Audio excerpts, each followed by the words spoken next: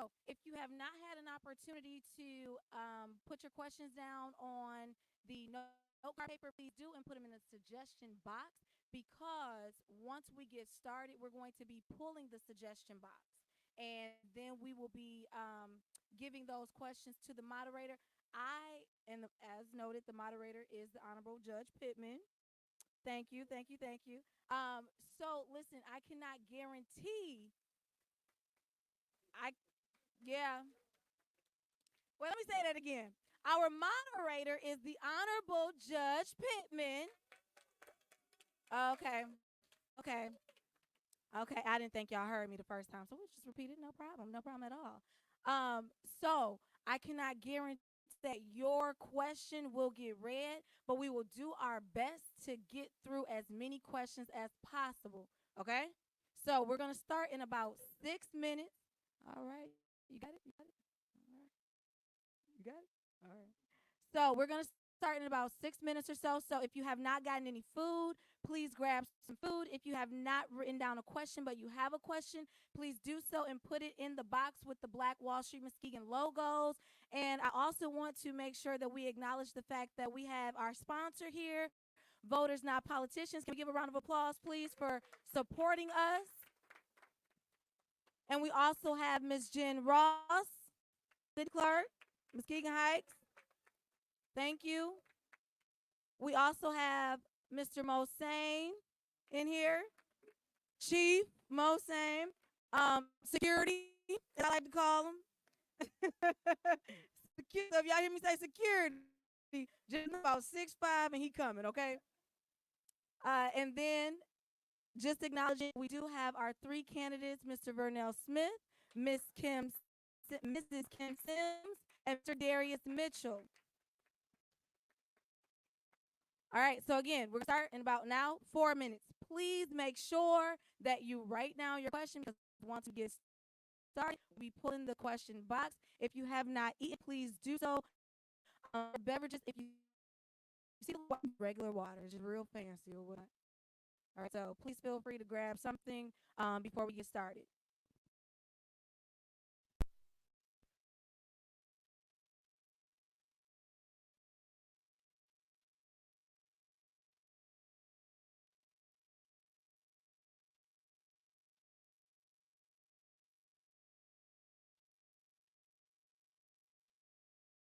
This year, I'm serious about my taxes. I'm a TurboTax expert because I had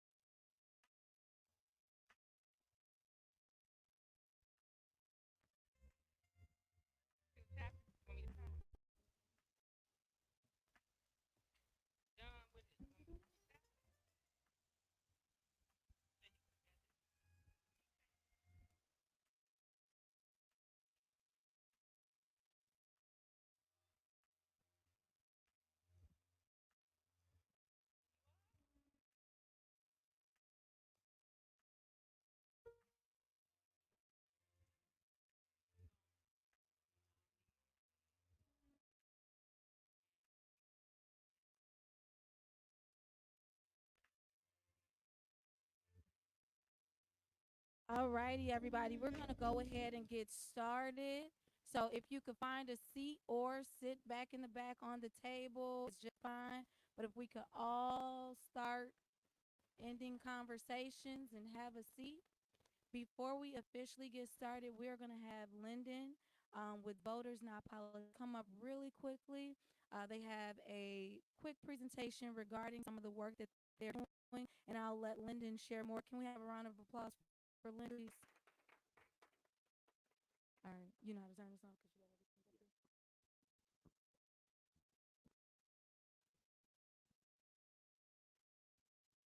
Okay. And you all can hear me, right? It sounds okay. Well, good evening, everyone. My name is Lyndon Defoe. I am the Deputy Campaign Manager for Voters Not Politicians. And I want to say thank you to Lachey Simmons II, for having us here. We were more than happy to help sponsor and be a part of the event. I won't be before you too long because I know we're running a little bit behind. But just show of hands, has anyone heard of Voters Not Politicians before? A couple people. Okay, okay. A couple. But I really just want to just say a little bit about who we are, why we're here, and then I will quickly turn over to Allison just to give a rundown of some highlights of things you want to know this election cycle. So Voters Not Politicians, we are a nonprofit, non-partisan voting rights organization. We got our start in 2018, leading a statewide grassroots initiative to end partisan gerrymandering in the state, which we did through the passage of Proposal 2 in 2018. And then we also worked in coalition with other voting rights groups in 2022 to pass another Prop 2, which gave way to a number of expansive voting rights laws, which Allison will talk more about. And a lot of our work, the reason we're here today is because of our My City Votes program, which is the program that I lead. This is a grassroots mobilization program that's designed to engage, inspire, and educate voters. We operate in select cities across the state. These are majority minority cities, cities that have historically performed below voting average in past election cycles. We're in Flint, Pontiac, Grand Rapids, Benton Harbor, and here in Muskegon Heights. And what we want to do is work in tandem with city officials, the clerk, community leaders to boost turnout in the city. We want to bring in accurate voter education. We want people to be motivated, not just for national, statewide elections, but also at the local level. We actually partnered with Jen, the city clerk, last October here in the city for our first voter access town hall. And we want to continue on that momentum this year. As the closer we get to November, I want you to see me more and more. So that's why we're here today. That's the essence of Voters Not Politicians. We want to put power in the hands of you all, the voters, and we want to do that by strengthening democracy in the state. So I said I'd keep it short. Hope that was short enough. I will turn it over to Allison now to just give some highlights of what came out of Prop 2 in 2022, some of the expansive voting rights laws that you'll be able to take advantage of in the May election, August, November, and moving forward. Can we get up for Allison? Thank you. Great, thank you. Can everybody hear me okay? All right.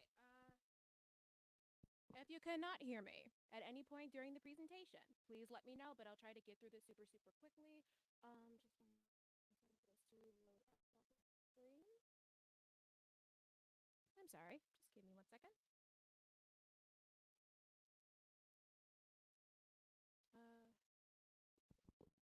Just want to make sure it's the projector on.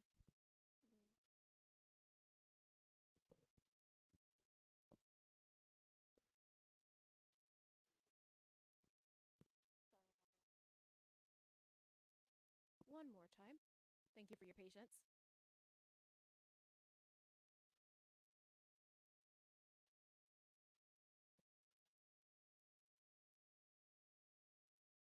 All right, and there we are. Well, we really want to talk about the new voting law changes that have occurred as a result of Proposal 22.2, as well as other voting rights laws that have passed in Michigan. And on top of that, we really want to focus on what we all as a community can do to let our friends, family, and colleagues about these changes and help develop a voting plan. So a little bit about the main provisions that passed in 2022 proposal to aka promote the 2022 does is it really tries to bring voting in Michigan into the 21st century by highlighting on three main things: making voting more secure, more modern, and most importantly, more accessible. The big thing is we really wanted to establish a fundamental right to vote in the Constitution. So for all Michiganders, you have your right to vote is officially enshrined in state law.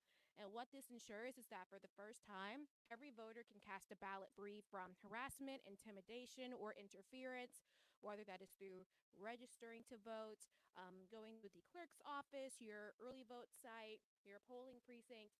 If anybody tries to obscure that, you're able to bring legal action against them. But do not forget that now this is a right that is not just enshrined or just talked about, but officially within Michigan's Constitution.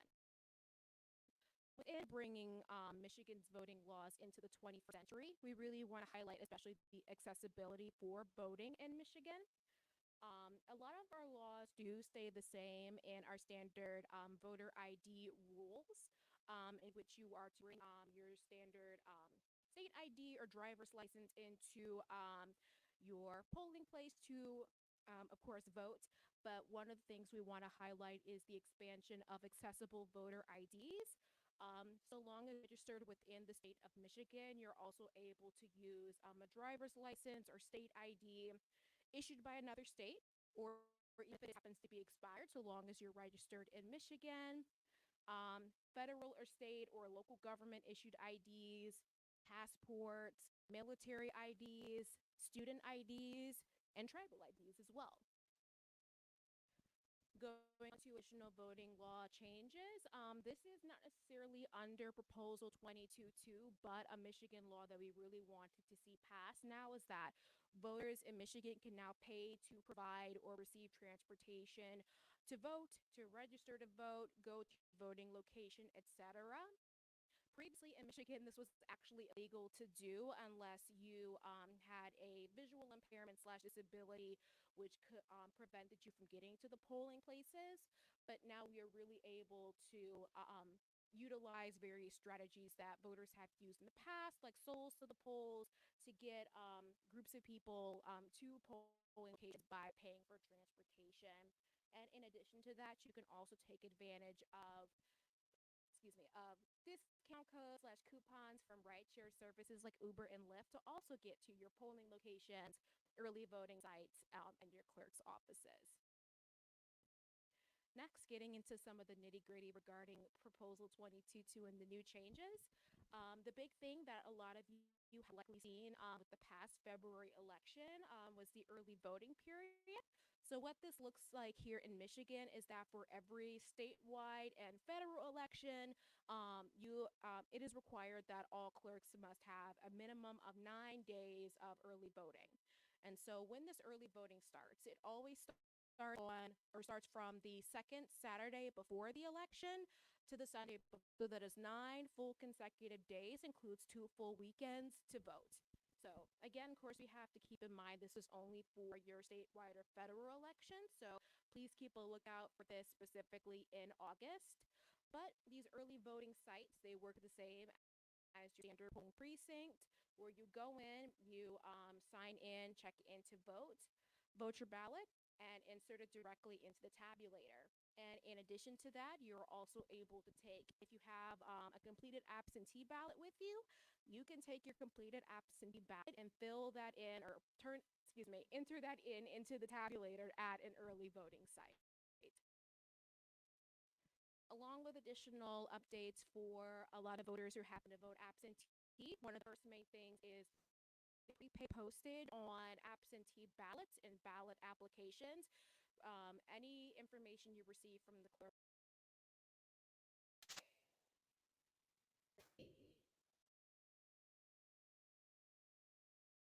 which is making it super accessible for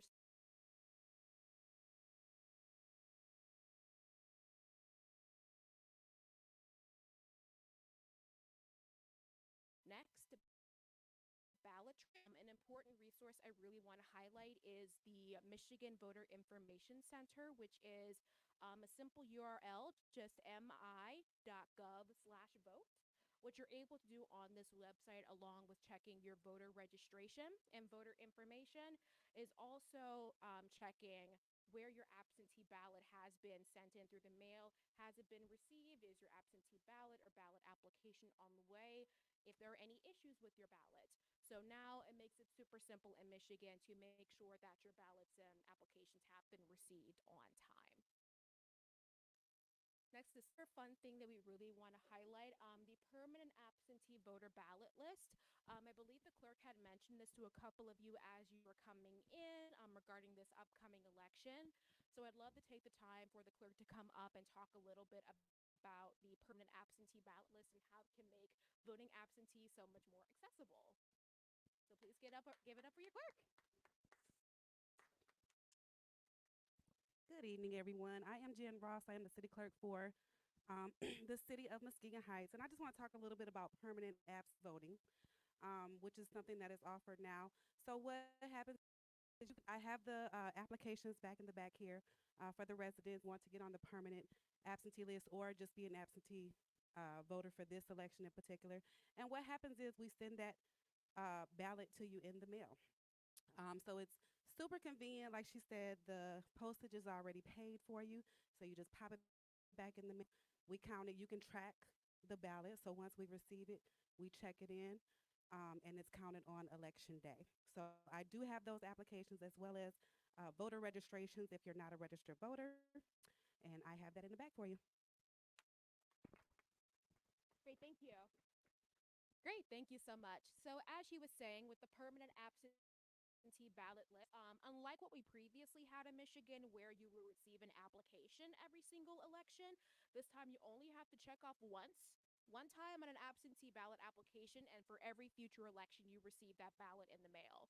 So you do it once this time, you'll get it for May, August, November. I don't know if there are any local elections happening next year, but if so, then and so on and so forth. So we really want to highlight this, especially if you know you want to vote from home or voting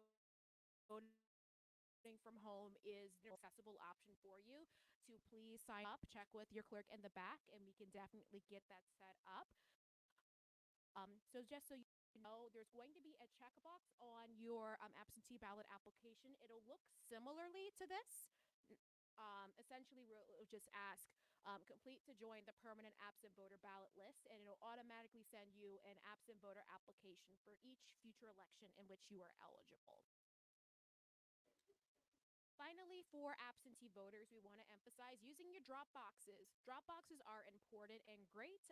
And what's really cool for Prop 2 is that every city within Michigan has to have at least one absentee drop box, plus one for every 15,000 registered voters. In Muskegon Heights, you happen to have two drop boxes outside of City Hall, or excuse me, one indoors and one outdoors. And so I really highlight or really want to emphasize for voters right before the election, those 1 to 2 weeks before, to really utilize your drop boxes so that you don't have to worry about any mail delays. You can just drop it off. Clerks or the mail will be able to pick it up right away, and it'll be counted right away. So I feel like I have given you a lot of information, but I want to highlight three main things. One, as mentioned by myself and the clerk, the permanent absentee ballot list. So if you know that voting via absentee ballot is your main way that you want to vote, the most accessible way to you, to please sign up on this list. You won't be added automatically, even if you receive the applications in the mail. You have to check it off. Next, for early voting, so we won't be seeing early voting for this upcoming May election, but for August and November and the elections in 2026 and, of course, the even years, please keep in mind 9 days of early voting. That includes 2 full weekends. So if you know that election day you are super busy, then please feel free to go vote that Saturday before or the second Saturday before. And finally, with any mail applications or ballots, you don't have to worry about stamps, so you can just fill it out and send it directly on its way. Now, before I give it back to either Lachey or the moderator, I did want to talk briefly about just a few things that you can do to help elevate all these new voting laws that have changed in Michigan. One, which we call relational organizing, is just simply just talking to your friends, your family, and your community about these new laws, and then helping them develop a voting plan. By a show of hands, how many of you have heard of the concept of vote tripling? Okay. It is super simple. So, step one, you find three people in your contact list, your Facebook friends, etc.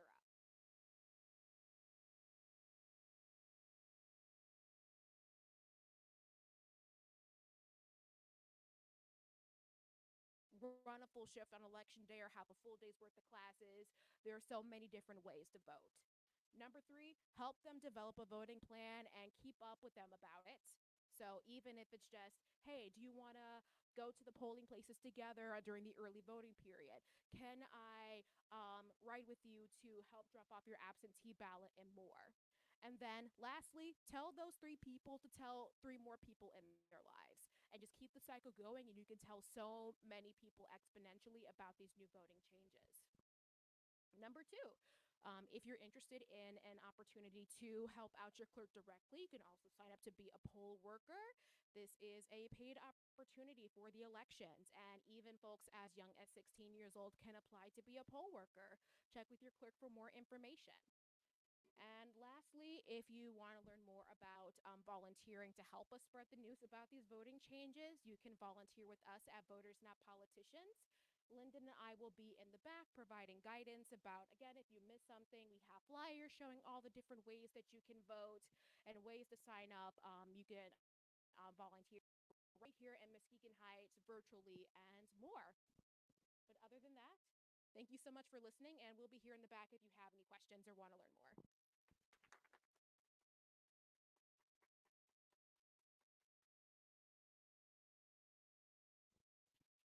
Thank you so much, Allison and Lyndon, for that great information. One more round of applause, please.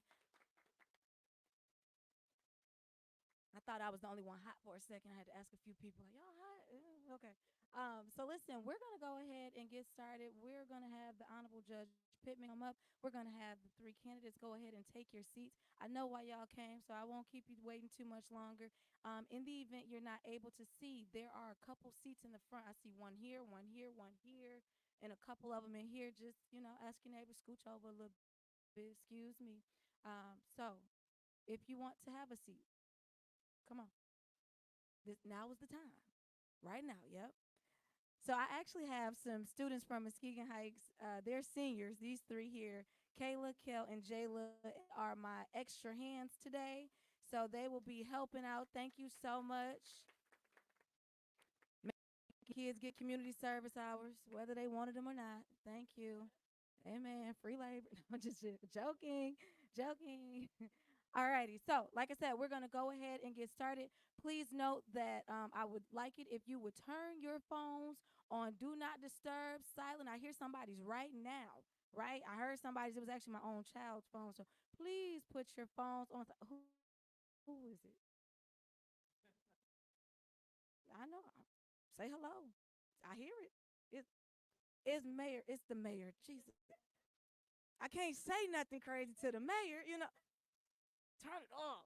Turn it down. And she ain't even reaching her purse to grab it or nothing. She just like, it's mine. I don't know. It's just going. It's going. It's gonna stop. You sure? I'm gonna help you in a second, Mayor. Come on. One of y'all kids come help us. Turn it down. Turn it down. Oh, we'll see. We'll see. All right. So, without further ado, the Honorable Judge Pittman here to moderate. He has some questions, and just so y'all know, I do not know the questions, so I'm in for a treat just like you all, okay? All right, let's go ahead and get started. If you all will have a seat or stand, whatever. If you don't want to wrinkle your suit, excuse me, sir. Y'all good. Okay, my bad. Okay, here you go.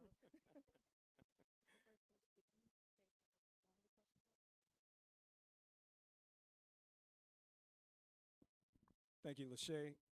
Good evening, everyone.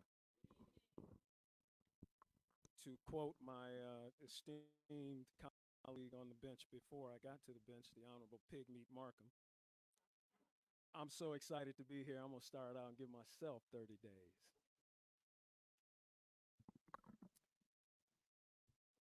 Before we begin, and I won't take long, thank you all for showing up. You know, we live in a time where people think campaigning is putting up signs, getting on Facebook, and never talking to people about what it is that they actually intend to do for those to whom they wish to serve.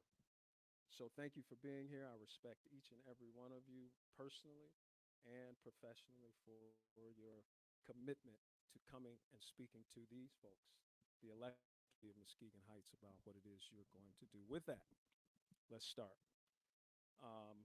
Why don't we start here from left to right? I may call you Mr. Mitchell. I may call you Darius. You know who I'm talking to.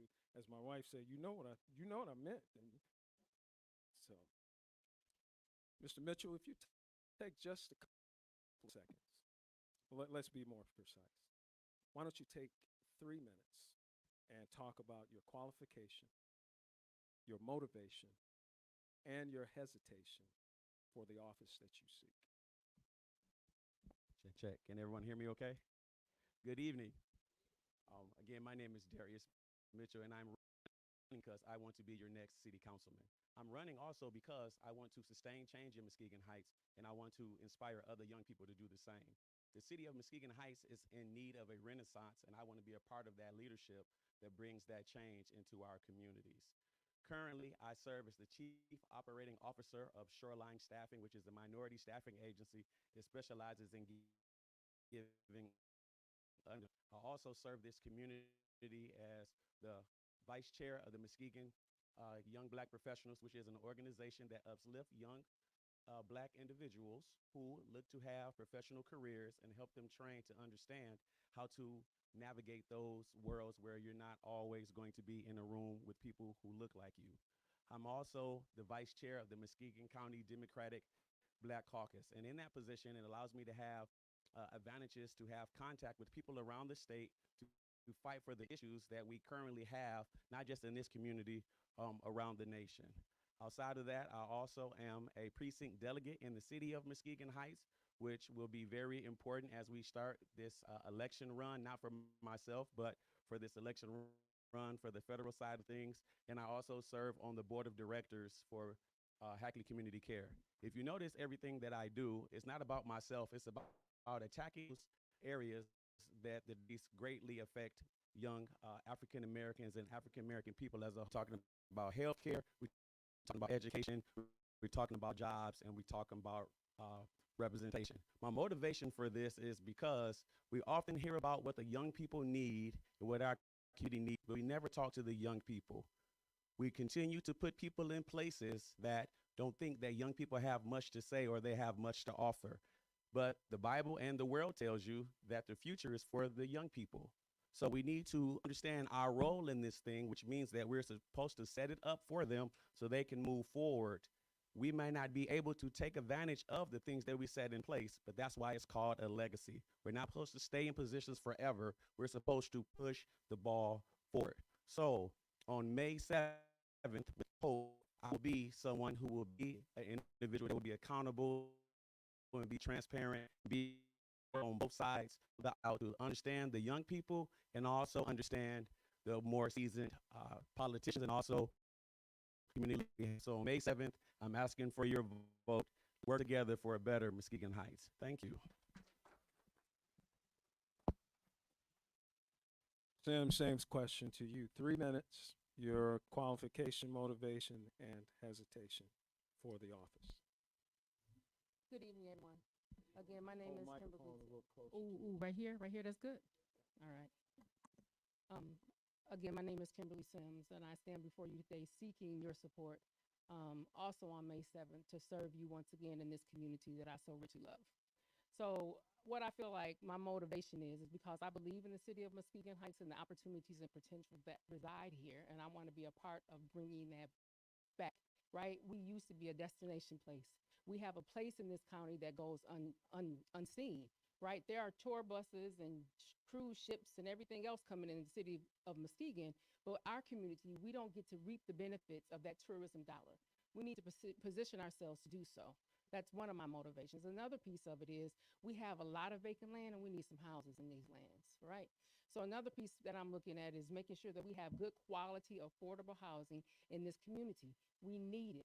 Our residents deserve it. It helps our tax base. We need it. Those tax dollars will help us pay our bills. It will help us bring other programs to our community that we need for both our seniors and our youth. That's my motivation, to see the city rise once again to the place and the pinnacle that it once was, right? What are my qualifications? You know, it was really interesting. I sat back and I looked at this, and part of me says, well, you've been here before. You served 16 years. You served 4 as mayor, right? That doesn't necessarily qualify me. I believe what qualifies me is my heart and passion, my knowledge for things outside of the boardroom as well as inside of the boardroom. One thing that I'm a very good negotiator. I have a skill set for that. I'm a fixer, is what most people like to call me. During my tenure, when I was off on my little hiatus in this last 4 years, I actually took the opportunity and I was consulting with other communities around the state to help fix their problems, to help figure out how they were going to invest their dollars. I still very much am connected with this community, both on the state level as well as national level. I haven't gone anywhere. I'm still advocating and fighting for my community like I always will, whether I'm in this position or not. So again, my name is Kimberly Sims, and I'm asking for your support as the next. Well, look, I'm going to go back. I'm not afraid to go back, right? And some people ask me that question, right? You go from mayor to city council. That seems like it's backward. It's not backwards. I'm still helping my community build, and that's what I'm all about. Thank you. Mr. Smith, same question. Qualification, motivation, and hesitation for the office. Good evening. My name is Vern Smith, and my motivation is that I love my community. I'm the type of person that I look at the city of Muskegon Heights. As previously stated, right now we're sitting in the building with prime property that's sitting around us. We need more home ownership. We need more businesses, residential, commercial. Things that I've seen over the past couple of weeks, where we had the article in the paper with Ross Park. It's always been stated, oh, Mona Lake is dirty, Mona Lake is dirty. Well, on that same body of water, just across, there's $1 million building there. And I'm looking at, we can have the same thing in the city of Muskegon Heights. I look at one point we had industrial businesses that were inside the city of Muskegon Heights. Those same things can happen. My motivation, my determination, not just for the residents or for the people that live outside the city of Muskegon Heights, just to ride through the city of Muskegon Heights and go into the other neighboring communities. We have prime property for residential build, for commercial build. We shouldn't have to wait another 17 years, 18 years to build a home. As previously stated, I was here for 8 years as council, 6 years as councilman, the last 2 years as a vice mayor. And my determination, motivation is one of the things I'm going to always say. I'm not going to stand here and tell you that I can do this, that I can do that, just to get your vote. What I am going to say is that if you come to me with a concern, I'm going to do my best to give you that answer. I don't want to stand here and give you a bunch of empty promises just to get your vote, and then I can't follow through on it. So with this, I'm retired right now. I have a lot of time on my hands, and it's just things that motivated me to want to come back and serve the city of Muskegon Heights. So as stated before, on May 7th, I'm looking for your support. And even if not elected, I still love the city of Muskegon Heights. Thank you.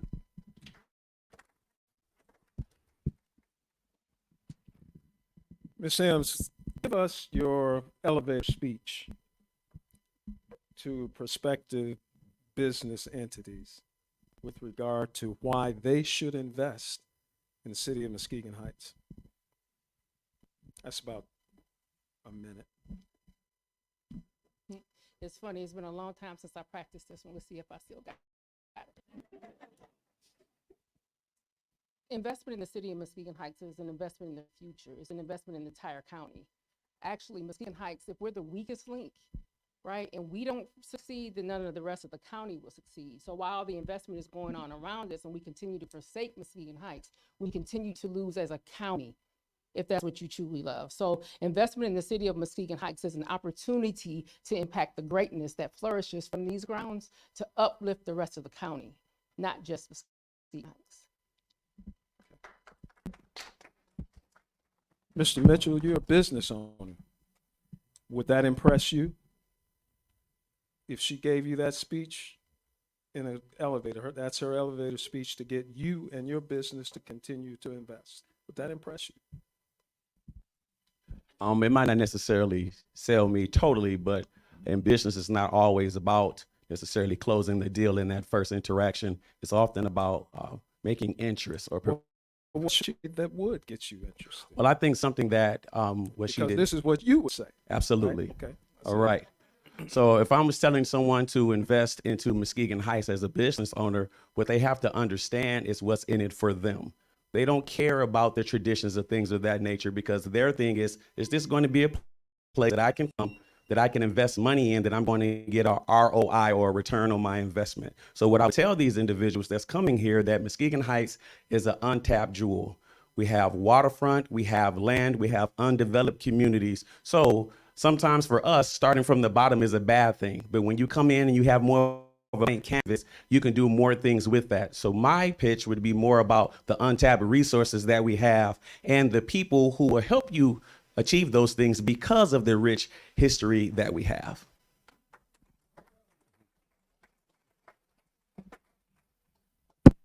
So, Mr. Smith, you have served on the council prior, and you intended to continue to serve, and for whatever reason, by whatever process, you were not retained to serve.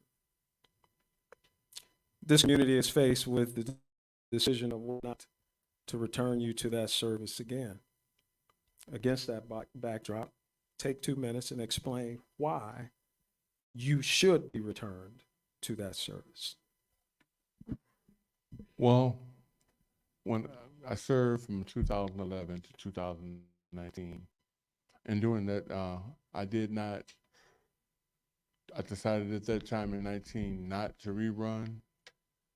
I wanted to take a type of sabbatical, but then I decided to run back in the general election. One of my motivations and one of the strategies that I feel coming back is that I have the gift of gab. I feel that with this community, as I stated before, versus everyone just driving through the city of Muskegon Heights, let's give them a perception of why they should invest in the city of Muskegon Heights. Okay, go ahead. Go right ahead. It's stated before, we have prime waterfront property. The same thing that they're doing out there in Lake Michigan, same thing they're doing in the city of Grand Haven, Spring Lake.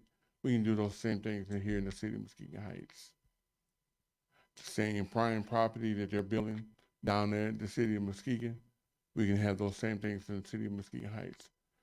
Our perception is that we're city-friendly people, and we need to have that perception that expands. You can come into the city of Muskegon Heights, and when you purchase property, when you build, we're motivating you to come and build and stay in our community versus coming in here and leaving our community. I want to come back here and serve our people to where they believe that when I come invest into the city of Muskegon Heights, I can tell the next individual, this is the place that I want to invest in, because city of Muskegon Heights is not dead. We're thriving. All right, thank you. So, Ms. Sims, you also serve, and for whatever reason you don't serve, there's added dynamic that you were at one time the mayor. Let's talk about for 2 minutes what that looks like for you to come back no longer the mayor, but possibly as a city councilman, or city council person. I'm sorry, let me get my pronouns correct. So, what was that, 2019? When I ran for that election and I lost by 64 votes. To me, that was an opportunity to step back, take a look, and reset. So for me, it's never been about position in the city. It's never been about the title that I carry. It's always been about the service to the people. So to me, it doesn't look any differently than what it did then. My title would just change. My service doesn't change because that's what it's always been about for me. It's never been about the position. It's been about the people for me. So to me, nothing really changes. I go back into leadership because that's exactly what this is. I go back into leadership in my community, and I'm able to to work with the mayor and the existing council to construct a plan to lead us to the next level. So I hear somebody in this audience saying to you, there can only be one mayor. Absolutely. And the service positions do have different responsibilities. Absolutely. I appreciate what you just said about wanting to serve and it being what that's about. But the reality is that there are different roles for different positions. Mm-hmm. Mm-hmm. And I understand that, and no problem at all supporting Mayor McLaughlin and whatever in the direction that she chooses to take us. Right? That's teamwork. Even when I was in that position, I always desired to work as a team with input from everybody, from the entire council, not just me leading forward. I basically was, okay, I take the vision of what the team comes up with and I charge, and I go forth with that. So my council empowered me to do what it was that I did as the mayor. And so I see this as no different. I would work along with the rest of the council members to empower Mayor McLaughlin to move forward as the team. It's about humility, I guess. It's the humility in the service. I wouldn't have a problem at all. If I did, I would honestly say I wouldn't stand here in this space tonight. Thank you. Let's talk about that council for just a second. Mr. Mitchell, are you satisfied with how council meetings are conducted? I am not. I mean, I didn't let a cat out the bag, did I? In that, it's not about sitting there and saying to them that you're not doing a good job or wagging your finger. If you've never served on a council or a board, you don't understand necessarily the pressures that go into that. I applaud them for even standing up to do that. So in that, though, there needs to be a certain decorum, procedures, and then a certain order that must be maintained, not only just for the optics, but just to be efficient in the process. So in that, something that I could bring to said council is I have certifications in process improvement rules and regulations. This is something that is sorely needed. And if you watch these meetings, because they can't report different interpretations of so many different things. But anytime you govern, you have to understand that there has to be one document that everybody goes off of, and it can't change with the wind or by personal motivations or gains. So for myself, that would be something I would like to come do. And as I have learned other things, that's something I could do immediately, hit the ground running, and add value to the council. As she said, there are different roles that are needed on the council, and that's a problem I think we also have. We don't put people in position because of the purpose of what they can do. We often put people in places because of popularity. Well, even though I might have a popularity out in the community, I'm running because I have a skill set that's needed. We talked about housing. I was the director of housing and workforce development for the Urban League. We talk about processes improvement or continuous improvement. I have certifications in that. Conflict resolution, I have certifications in that. Training and development, I have certifications in that. It's about service. And if we're going to serve, it's more than just about having heartfelt emotions. It's about having the skill set to serve. So, Mr. Smith, Ms. Sims, could I assume that you all don't feel real good about how meetings are conducted now? I don't want to assume. Do either of you feel that they're conducted very well now? If you do, please explain what you think works so well with them. If not, please talk about what you think needs to be done to improve.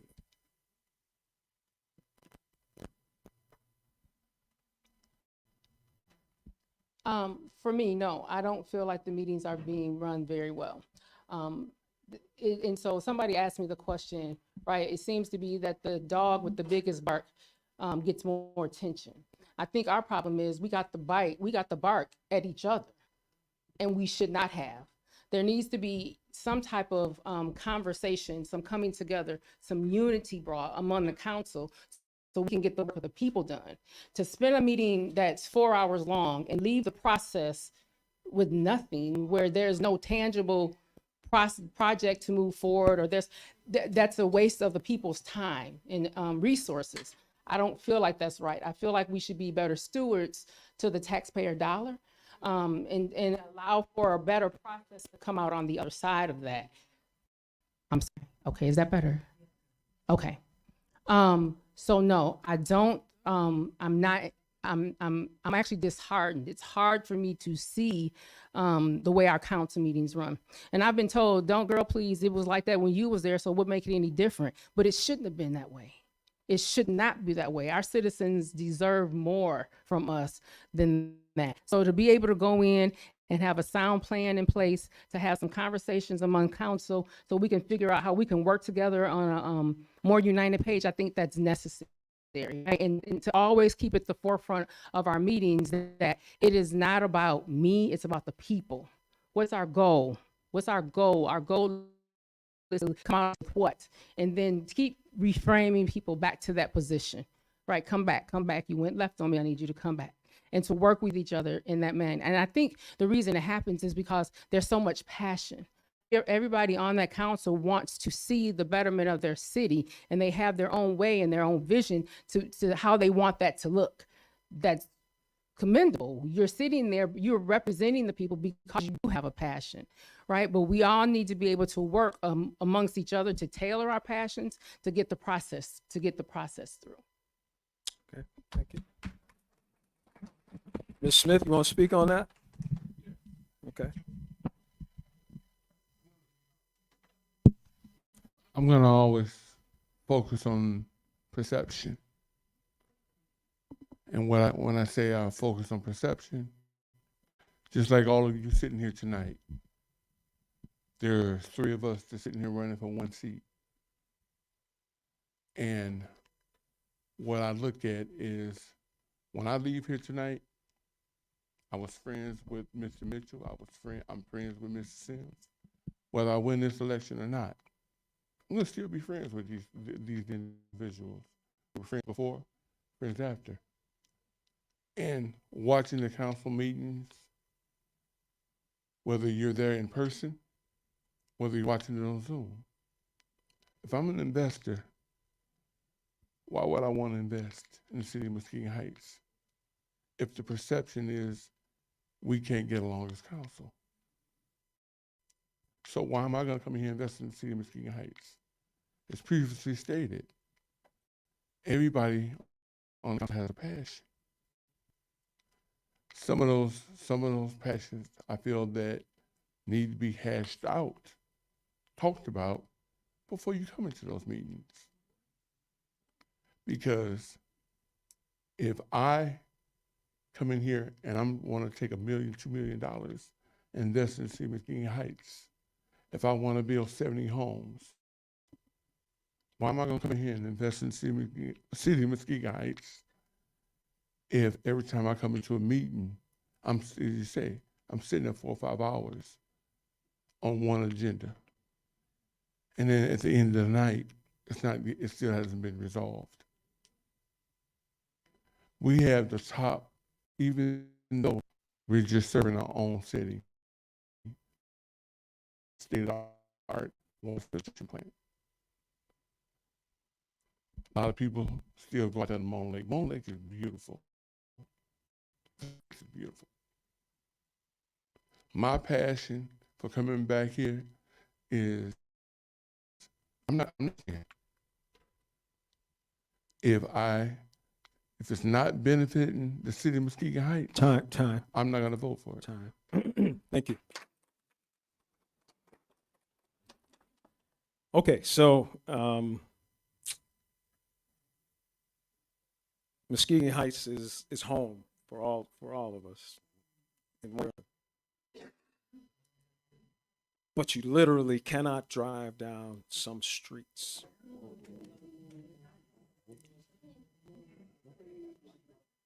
What is your proposal? You all have done a good job of framing some of the issues. Now we need to hear, what are the proposals? And let's start with a very tangible piece, like doing something about the roadways. People can't get out of their driveway and get down their street. Let's start with you, Mr. Mitchell. Check. 2 minutes. Thank you, Judge. Well, what we need to understand about the roadways is fixing a road is expensive. So it's not like patching a tire on your bike or something that simple. Fixing a road can cost a few $1 million, up to a few $1 million or surpassing that, given the season, the contractors, the resources, things of that nature. So we don't necessarily just have that money laying around to continue to put money into that because it's going to take away from other things. So with that being said, we have to understand that all of these issues affect the other. So if there's no economic development into the community, no houses being built, that affects the tax base. Well, what helps us fix roads? It's the tax base. It's people paying taxes in the community to help do those things. So what we need to do is understand that we have to fix that problem by first fixing other problems. I know that driving down the street is an issue every day. But honestly speaking, if they're telling you we can just fix the roads, we would be lying to you. We don't have money to do so. So what we're going to have to do is invest, as they talked about it, in housing and other economic developments, because then that's going to generate monies that we can then use to the roads.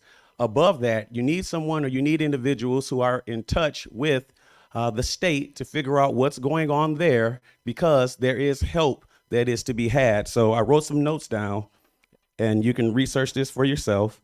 And so I looked at it, and as of November of 2023, Governor Whitmer signed a bill, and it was talking about funding to fix local roads, and she allocated $3.9 billion to be able to do so. You can go Google it now if you want to. Don't get in trouble, though. But if you do so, you will see it's public information. They're listing the cities or the counties in Michigan that got that money and what they're doing with them. So again, it has to be more than just understanding that we need the roads fixed. You need individuals who understand that in order to do so, you can't just spend the money that way. We have to affect other things, which will then affect this thing, and someone who has an arm that can talk to the people in Lansing and have an audience with them. That is how we're going to do those things: economic development and houses. Thank you. Mr. Smith, do you agree with that? And let me set the premise.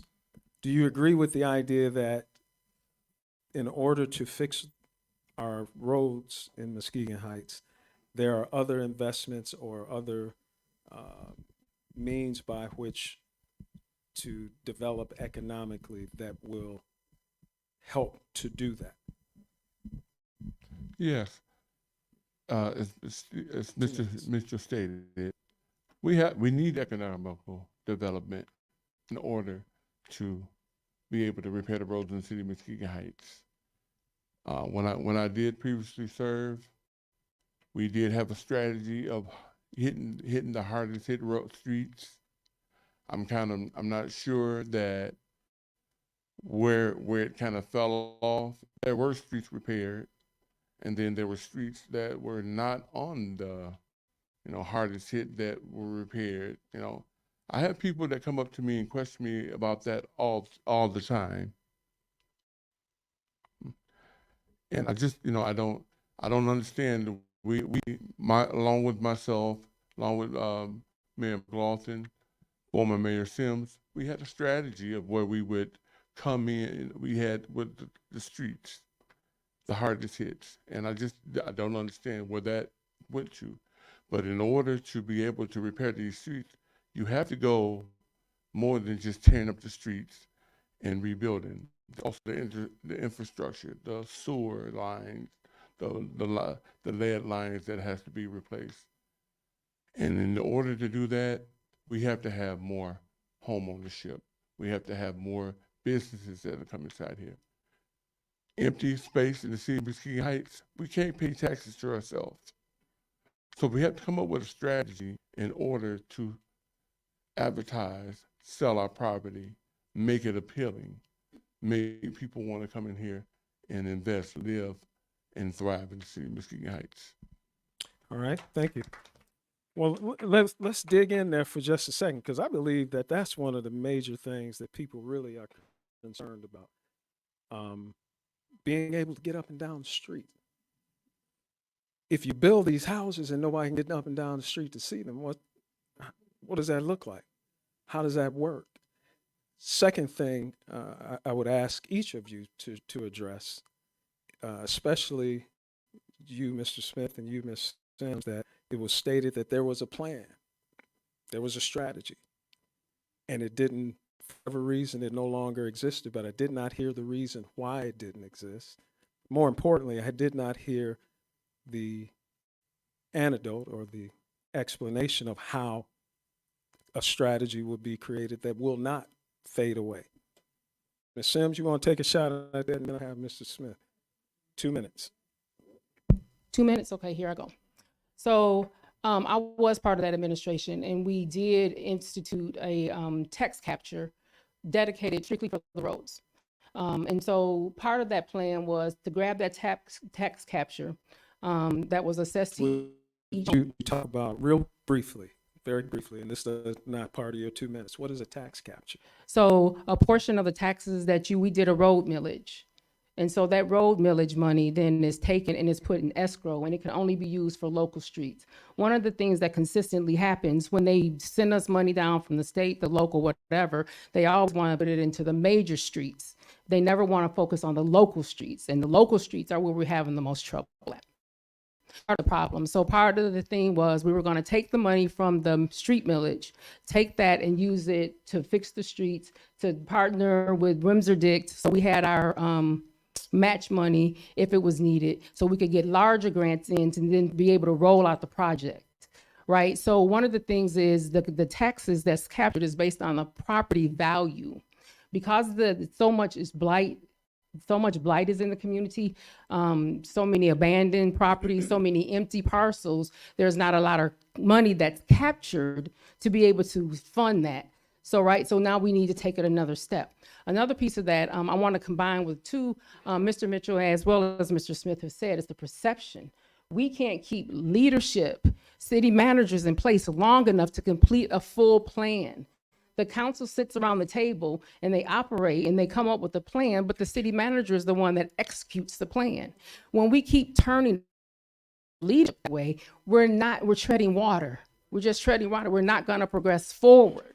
So I would say we need to work on the percent, get the qualified leadership into the place, get the council to work together to come up with a plan so we can move the city forward, right? Build those houses, get rid of those abandoned lots, right? Start capturing more of the tax dollars. More of that money can go into our street fund. Then our street fund has more money. We can do more properties. We can do more local roads and be able to assess that. The major roads aren't really a problem. Well, let me take that back. My apologies. Broadway is a problem. Oh, yeah, right. Broadway is a problem, but and they allocated dollars for us to be able to fix Broadway. But again, the way that's going to trickle out too, we need to be able to come together, a united front. I love this. This is a beautiful time for our community, quite actually, because we need to come together as a united front and let them know this is not how we want you to give our dollars. We appreciate the help. Wrong, but we need to be able to expend our dollars this way. We need to be able to be fiscally sound and strong so that we're able to have that gun when we go to the table and let them know so that we can better serve our people. Them giving it to us the way they want us to have it is not useful for our community at this time. That's all right. Thank you. Ms. Smith, you want to take a shot at that? A lot of times there are articles that come in the paper on MLive that'll state that we received a certain amount of money. And what the public needs to understand is that when that is, as Ms. Sims stated, that money sometimes is allocated for one purpose. We can't take that money and fix Madford Street. We can't take this and fix Manahan. Because when that money comes in, it's allocated for a certain project. And then a lot of times, when there's been money in the past, most cities have to have a percentage on matching funds. And without the tax-based revenue in the city of Muskegon Heights, we haven't been able to achieve that. That's one of the reasons why I focus on commercial buildings. I focus on home ownership. Yes, who wants to come to the city of Muskegon Heights and build a $250,000 home or a $500,000 home, and you feel zigzagging down the street? But at the end of the day, without a tax base, we can't just survive on what we have right now. We have, at this point right now, to the percent of, we have more vacant property or dilapidated property than we have ownership. We have more landlords than home ownership. So we need, it's a lot of the programs that have happened around us in the city. We need to have people come inside here and believe in the city of Muskegon Heights and want to build inside here. We need these, we no longer have the CFCs that were coming inside here, people coming up from the south and building their homes. But we have to have that it's going to believe to come back into the city of Muskegon Heights. Thank you. Mr. Mitchell, you want to speak on that? I do, Judge. Thank right. you. So we're talking about other ways that you can raise funds to be able to go, and the judge asks for actual ideas or tangible things that we can actually implement. So I'm going to give you a couple. So as the Director of Housing and Workforce Development for the Urban League of West Michigan, something that I was a part of, it was a co-op between the Dwelling Place and Community Land Bank. So what they did in Grand Rapids, I know you see downtown and it looks very nice in Grand Rapids, but they have the same blight in our neighborhoods as we do, okay? And they just have more speed, if you will, or more acreage to look bad in. So what they did was, instead of selling the houses to people who don't do anything with the houses, the city itself worked with those individuals. They allowed them to buy the houses and they rehab those houses. Now, this is why this is important. By them rehabbing the houses, it did something overall. So we're talking about what can we do to attract other people? No one's going to care about your stuff if you don't.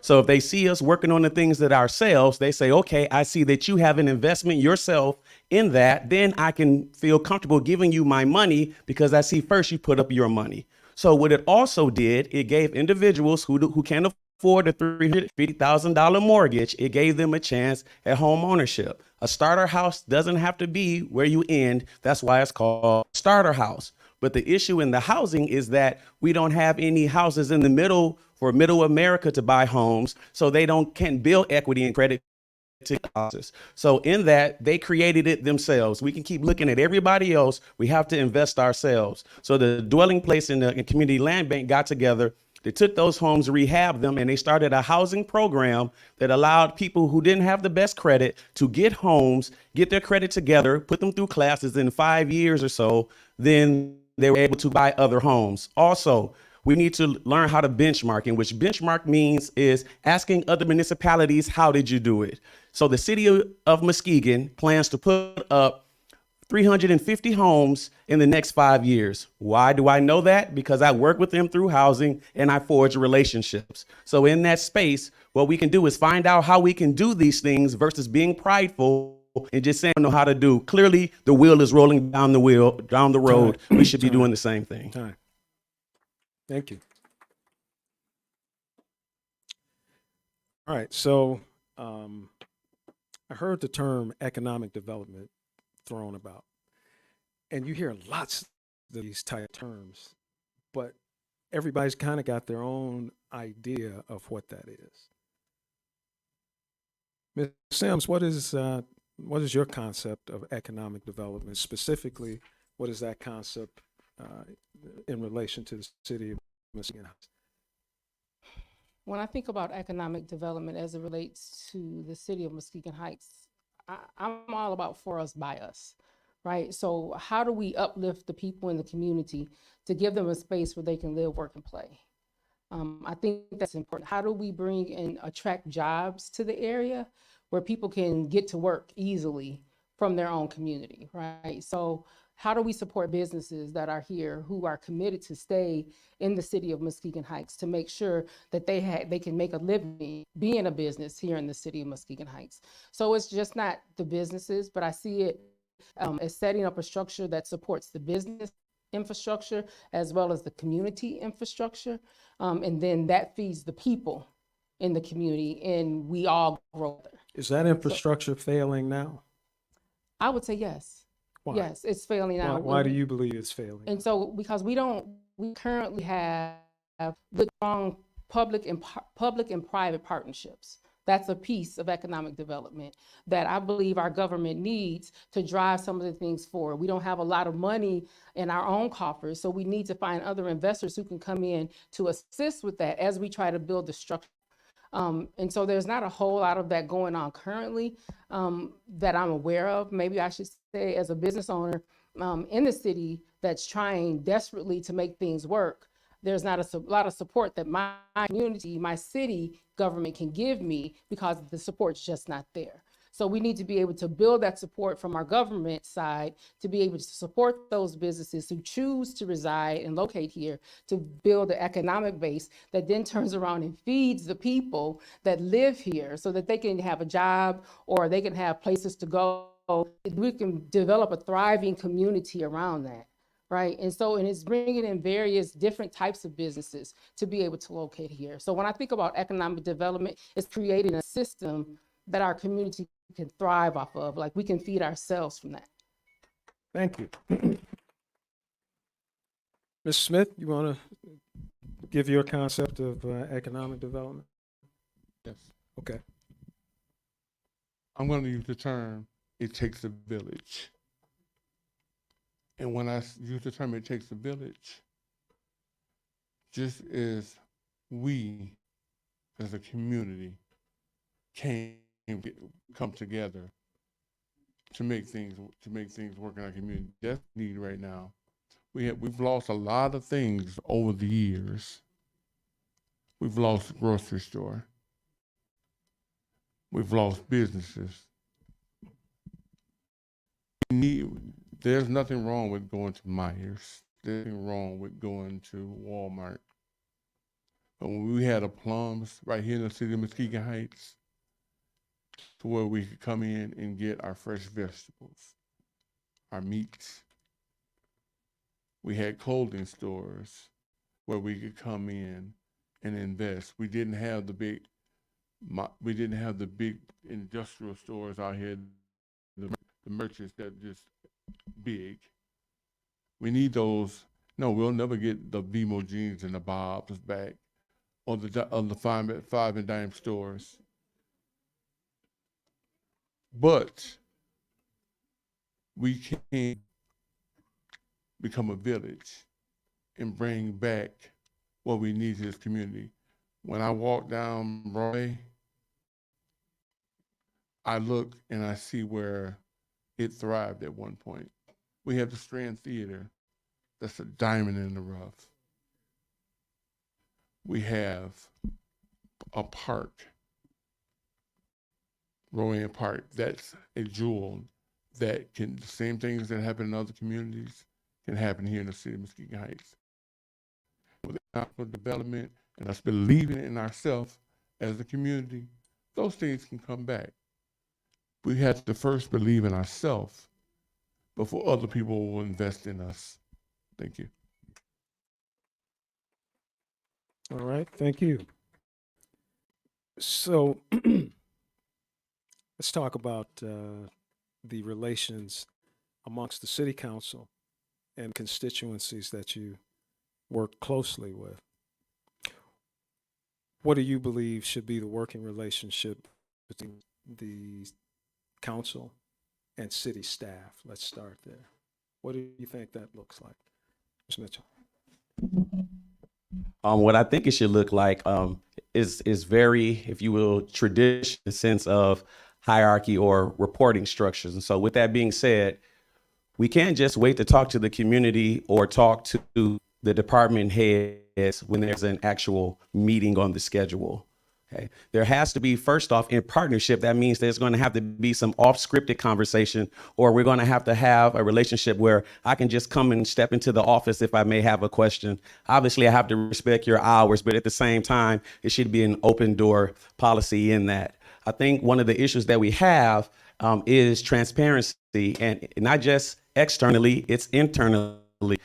The right hand has no idea what the left hand is doing. So a lot of times when you all are surprised on the Zooms or at the meetings about things that are happening, those individuals who are in charge of making sure those things go forward are also surprised and don't have any idea necessarily what's happening. So I think something that we can do to fix that, and this is something that I talked to some of the people on the council about, is having a kind of a town hall, if you will, every 3 months. In corporate America, you have a quarterly meeting, and what you do, you have the state of the company and what's happening, what are going to be the changes, and what you need from the community, which would be your employees. So for us, every 3 or so, if we have all of these things going on, we can't just wait on Monday evening meetings to get this information. There has to be a between the leadership as well as the community, because at the end of the day, you all elected us and we serve you. And more importantly, those people in those department offices are the individuals that are going to push it forward. So we need more transparency, and we have to understand that being in charge doesn't mean you get to make all of the decisions for yourself. It means that you just have the foremost responsibility to make sure information goes between all of the departments. Thank you. Thank you. Ms. Smith, you want to try that same question? What's the working relationship look like between the council and the city staff? I'm gonna say it's a I keep leading back to perception, but that saying of there's too many chiefs and not enough Indians. We have to learn that when we put these people into position, we can't micromanage them. But we have to give them rope, not to hang themselves, but enough rope to get out there and thrive. When they're hired into this position, I'm pretty sure we're gonna make sure that they're qualified to do this position. I'm not gonna hire you just because I went to school with you.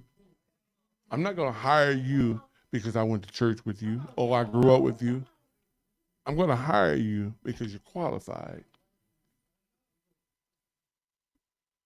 Because at the end of the day, we as a city in the city of Muskegon Heights are not going to thrive if I'm hiring you just because you're my friend, you're my buddy, you're my cousin. No, that doesn't work. I'm going to hire the best qualified, whether it's, and I'm not throwing any names out there.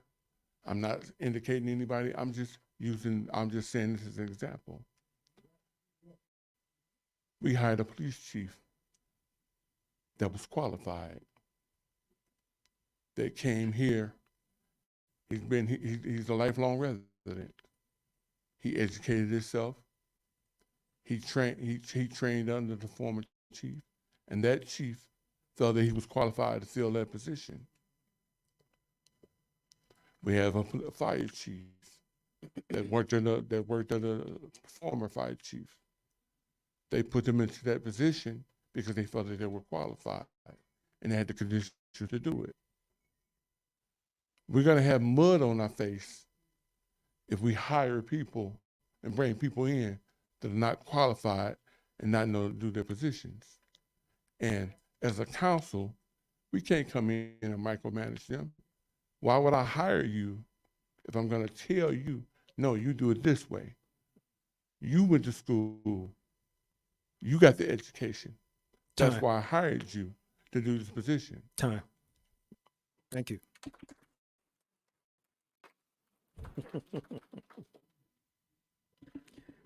Ms. Sims, what do you see as the greatest strength of this community to work with? Okay, the greatest strength of this community. I just want to. I get 2 minutes. How much time I got? Yeah, 2 minutes. you want 2 minutes? I want 5. But if you want to, if you say I got 2, All right, well, you're going to get 2. I'm gonna get 2. Okay. All right. Just let me know. 2 minutes. I want to just tap on the last one. Sure, go right ahead. You're gonna have to repeat that question because if you know, you know. Give me that. What was the question? The last question you asked? What does the working relationship Yep. between council Yep, that's the one I'm gonna tap on. The one and city staff? Uh-huh.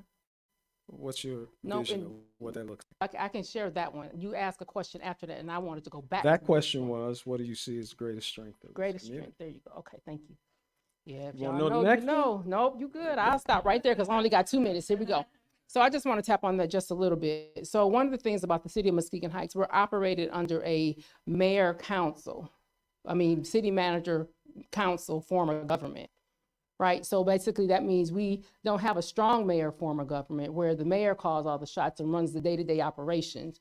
We are operated where the city manager reports to the council, the mayor and the council, and that person calls all the shots, manages all the staff, and they run the day-to-day operations. So when I think about the interactions between council and work, the staff, we basically have a buffer there, and that would be the city manager. And it's up to the city manager to bring us back information.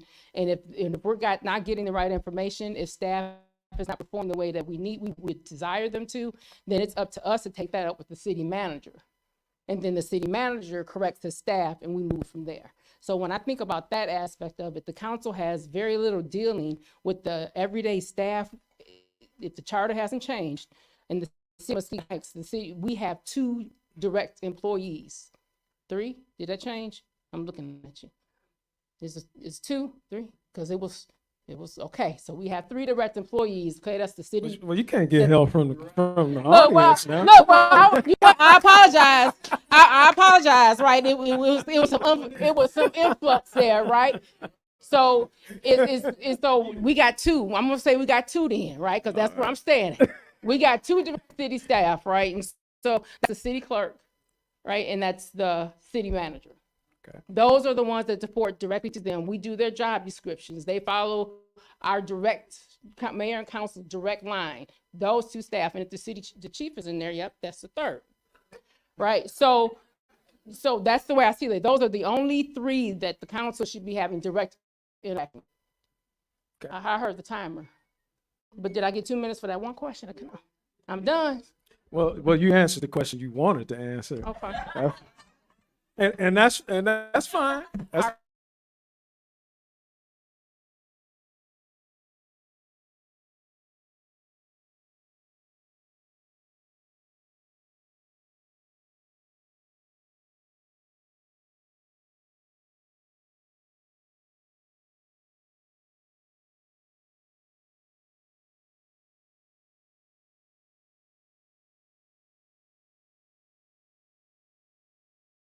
asset. It's our great asset because we get to determine, and I keep saying this, we get to determine what we want our community to look like, what resources and businesses we want in our community. We get to determine that. We don't have to take the dictators, we don't have to take a lead from another community to tell us what we need here or how it should look or what it should be. We don't have to take that. Our people will get determined. And that's why that's the greatest asset, I think.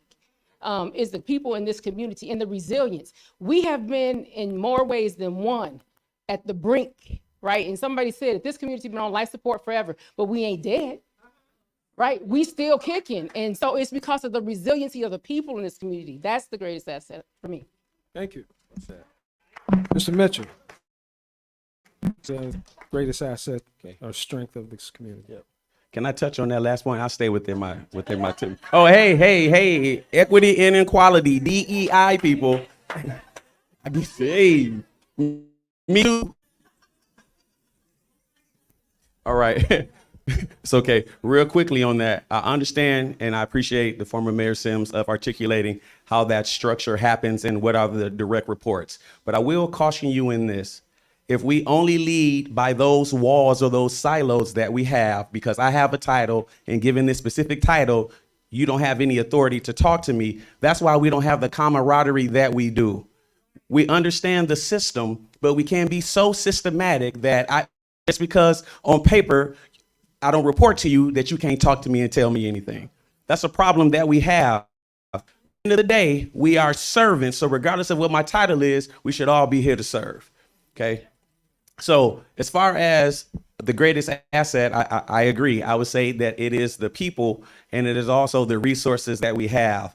But me and former Mayor Sims are very brotherly and sisterly. We just had coffee and tea the other day. So there's no issue here. But I'll disagree a little bit when she says that we shouldn't listen to other people to tell us what to do. Now, I'll disagree a little bit because of this. Now, at the end of the day, we need to make the decisions for ourselves as far as the direction we go. But we have to swallow our pride. And if we honestly don't know, then we don't know. That has plagued us for so long because instead of going across the aisle and asking questions, we would rather sit here in the dark. All the resources for all the other municipalities are going forward and we don't get any of that money. So I understand that, yep, we're prideful and we want to do things our way, but we have to be honest with ourselves. Given the resources that we haven't done a good job of managing those. So are we going to do the same thing and say, well, it's our way or for us, by us, FUBU? Or are we going to say, hey, I don't want you to come take over, but I need to understand some things. Asking the question doesn't mean you're turning over control. Time. Thank you. And listen, I didn't say it at the beginning, but if you do want to respond to an answer that one of your fellow council candidates speak on, please feel free. We got time for that. Okay.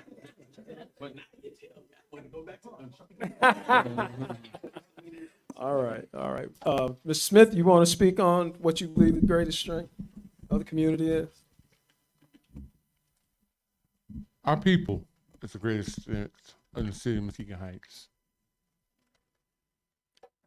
Our people. All right, so you agree with the mayor, and to an extent, I assume, Mr. Mitchell. How do you leverage that strength to the benefit of the city of Muskegon Heights? If that's an asset, how do you utilize that asset to improve the city? We are a diamond in the rough. And as I previously stated, we got to believe in ourselves. That comes with even the kids here now. When you go out, if you look outside this window right now, as it was stated, there's a blank canvas out there. That area should be thriving. There should be buildings. There should be businesses. There should be home ownerships. 10, 20 years ago, we took pride in the city of Muskegon Heights. Something as simple as education awards, getting out here taking care of your lawn. I can remember growing up that me and my siblings, we were the ones out there getting the beautiful, doing the work, cutting the grass, watering the grass by hand. And my dad got the beautification award. But with saying that, even now, that hard work, that dedication, we take pride into doing our own property, making it beautiful and all that. All we need is an incentive for the residents to come inside here. Some people look at it, it's just a piece of paper. No, there's no cash behind it. There's no prize behind it. But it's a sense of pride when you come out and get that piece of paper and say, hey, your property, your lawn looks good, your property looks good. It's a trickle-down effect. When your home's good, then you got a neighbor that wants to make their home look good. When that home looks good, then it goes down to the next neighbor. People drive into the community. Yeah, go ahead. When people drive into the community and they see that beautification inside that community, they're gonna do, hey, I want to invest, I want to live in this community. So that's what we need to do to bring the city of Muskegon Heights back. It's just work as one. Thank you. So let's switch gears here for a second. I assume that each of you has, I assume that each of you have reviewed the city charter. What's your opinion about that city charter as the context for city policy and for operations? Mr. Mitchell, let's start with you. 2 minutes. Thank you, Chief Judge. Yes, sir. Well, my view of it is that it's outdated. To that point, there was a committee that was convened and put together that worked on an updated charter so that we can have updated governing policies for our municipality.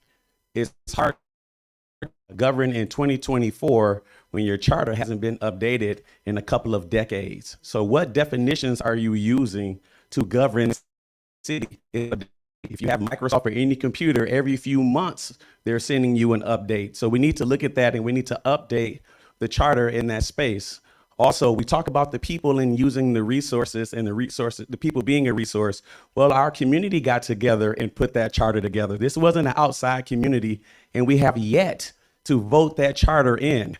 Now, if that charter was voted in, we wouldn't have to spend $20,000 on an election, because if someone ran, they would have to automatically vacate their seat. But that wasn't the case because we didn't little. And then because of that, we're here spending the taxpayers' dollars because we talk about our people are the best resource, but we don't believe in our own people. So it's lip service. And I'm honestly sick of hearing it because we've been putting people in positions for far too long who haven't been qualified for personal gains.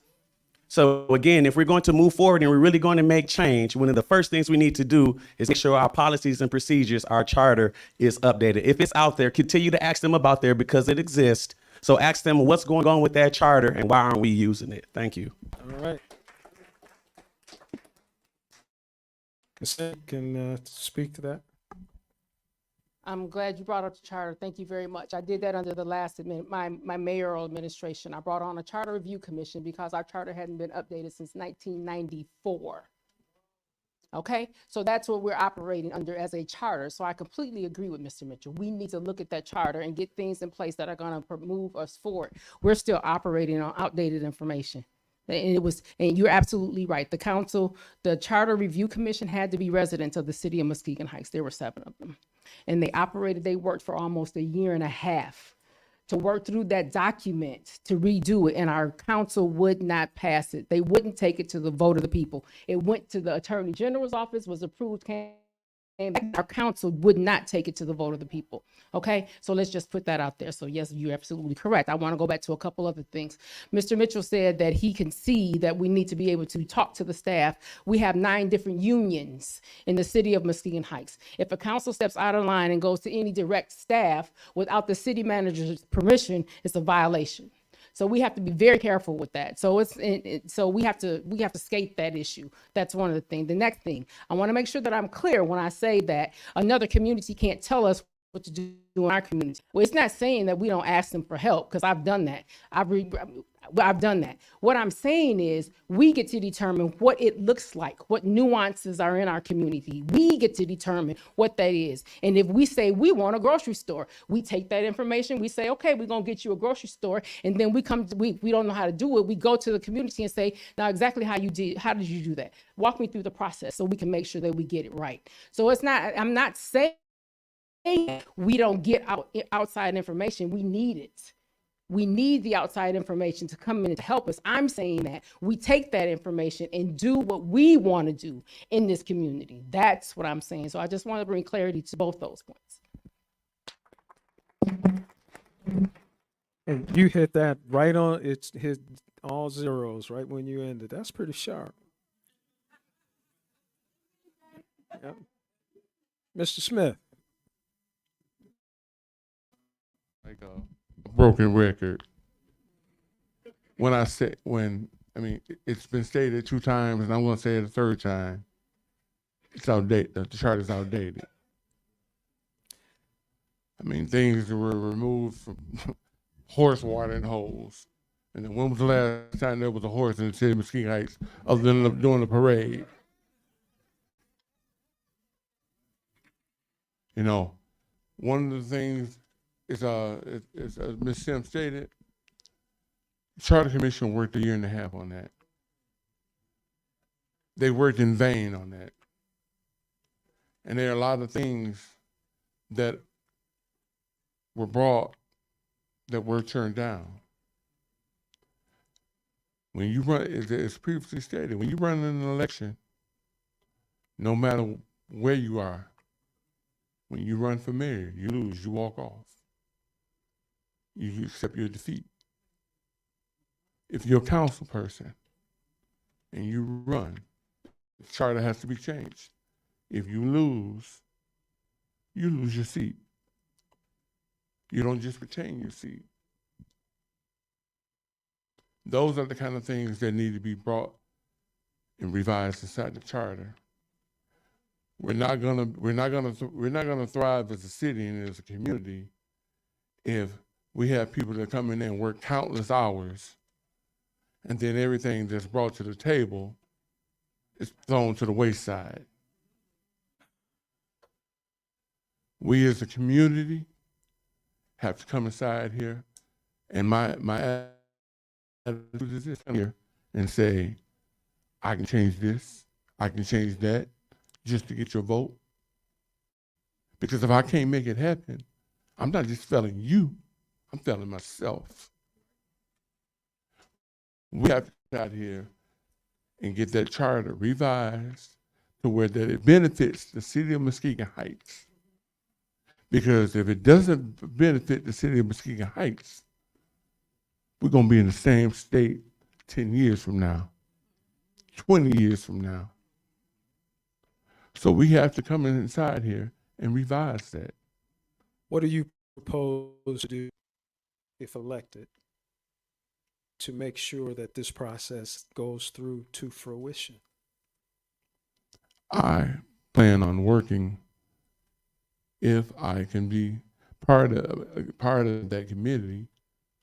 I want to come inside here and make sure some of those things that were in the charter are pushed through, because we can't keep operating, as they say, in the olden days. We're in the future. And if we operate from back then, we can't do what's happening right now. This community, as I stated, is a diamond in the rough. If they can do it in the city of Muskegon, if they can do it in Spring Lake, if they can do it in Grand Haven, if they can do it up in Whitehall, why can't I go out in my community and go to a storefront? Why can't I go into my community and get fresh meat, fresh vegetables? Time.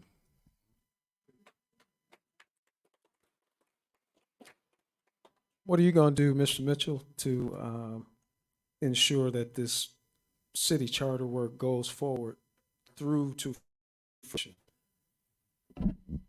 Well, the first thing that I would do is I would try to reconvene the group that put it together in the first place. I think it's only right that they be a part of looking at this charter. Now, given that I understand it was about maybe a few years back that this charter was proposed, then that means that if it's about 5 years old, then it's outdated again itself. Now, we have some good bones in it, but we need to reconvene and have them look at it, give it a fresh look over to make sure that it's current given 2024, and also having some hindsight or having some foresight, some vision to understand that we're going to have this document that's going to look at things down the road. So it can't be just now. We have to be able to perceive some things moving forward. So again, I stated that for myself, I have certifications in process improvement and continuous excellence. Well, that's something that I would sign up to be a part of and to drive through to make sure that there are meetings, that everyone understands what these meetings are. And I believe that it should be looked at because I don't believe that it's cool that we put a document together in private and then give it to you and you don't get a chance to be able to weigh in on it. I think it should be looked over because at the end of the day, it's the governing document for the municipality. It's not just for us personally. And I believe that the community should have some say so in that, obviously understanding operational things, but we need your input. That's just the same. So I would champion that cause personally. Thank you. Ms. Sims, how about you? What steps do you implement? So just to shed a little light on that, excuse me. So the charter review commission can only be called after it's so many days. I believe it's 90 days after a mayor has been seated. So you have a very small window that you need to call that charter review to be able to look at that work and get that kind of stuff through. Can I ask one quick question? Is that because of the terms of the current charter that creates this 90-day window you speak of? That's part of it. And then, I know, right? So, so I don't want to go, cause that's a rabbit hole I'll go deep into, but so I just want to make sure that we're clear on that. Each time that the 7 members and the attorney, because I wasn't present in those meetings, I recused myself from the meetings because I wanted to be a natural organic process. So every time that they went, was a public notice sent out and nobody came. Right. And so even before the council would have to vote on those aspects of the charter. And then it would go to the vote of the people to determine, OK, yep, we like that one. No, we don't want that. Yep, we like this one. So it would come back to the people. So when I say it's a very layered process, it's a very layered process. So one of the things that I would do is to be able to educate our community on the importance and the vital nature of that charter, so that when we have an opportunity to bring back the charter commission again, we have people that want to be engaged and be a part of that charter commission. We have people who understand why there's a real need to get that charter updated, because right now it's holding us back, right? And so we need to be able to look at some of that stuff. So if I'm there, I'm going to say we're going to start educating the community. We're going to start holding open forums. I agree with the town hall meetings, right? We need to go back when we have a state of the city address and our community is fully embraced and aware of the things that are going on and why the things are going on, and help them understand that, because there's a lot to turn in. I always say municipal government is like turning a cruise ship in a pond. It's a lot of moving pieces, and so we need to be able to make sure that our community is empowered with that knowledge to be able to understand why we turn it slowly sometimes.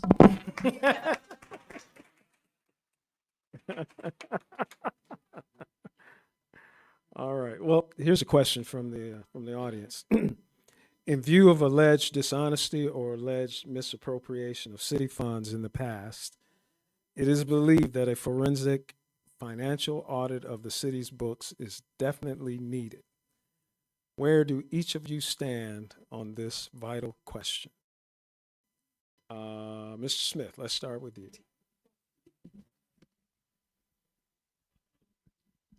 I'm going to say, as far as the forensic audit, there's a check and balance. And when I state check and balance, there's a finance committee that reviews this finances for the city. If there's any misappropriated funds, that finance committee is going to look that over. Well, I think we're past that. What I think is being asked by that particular citizen is, you're past the finance committee. You're at a point where there's a call for a forensic audit, an outside entity coming in to look at these books from essentially a criminal point of view, if it's a forensic audit. Well, I'm just gonna be fluent on it. This has already been stated. We're in a position right now where we can't afford a forensic audit. Maybe that I can't say that one that doesn't need to be performed, but we're in a position right now where we're at a check and balance where we need to. We're in a position where we have to pay our bills. We have to make sure that the streets are maintained, employees are being paid. And maybe, maybe along down the road, there can be a forensic audit, but, it can't just be for the last 4 years. It needs to go back further than that. Thank you. Ms. Sims, Mr. Smith says you can't afford it. Now is not the time. I mean, I'm paraphrasing. I don't want to put words in your mouth, but I'm paraphrasing. What's your opinion about that? So for this one, I would disagree with Mr. Smith. I think now is the absolute time for a forensic audit. For a few reasons. We talk about transparency. And one of the things that I've learned is we lost the trust of our community a long time ago. And we need to work to try to get that back. So if that means we open up a forensic audit and we lay it all out and we can go back, right? And we lay it all out and we let the community see and we let people go through it, then we're transparent and we can say, okay, yeah, we might have misslip here. This is how we're gonna correct it, right?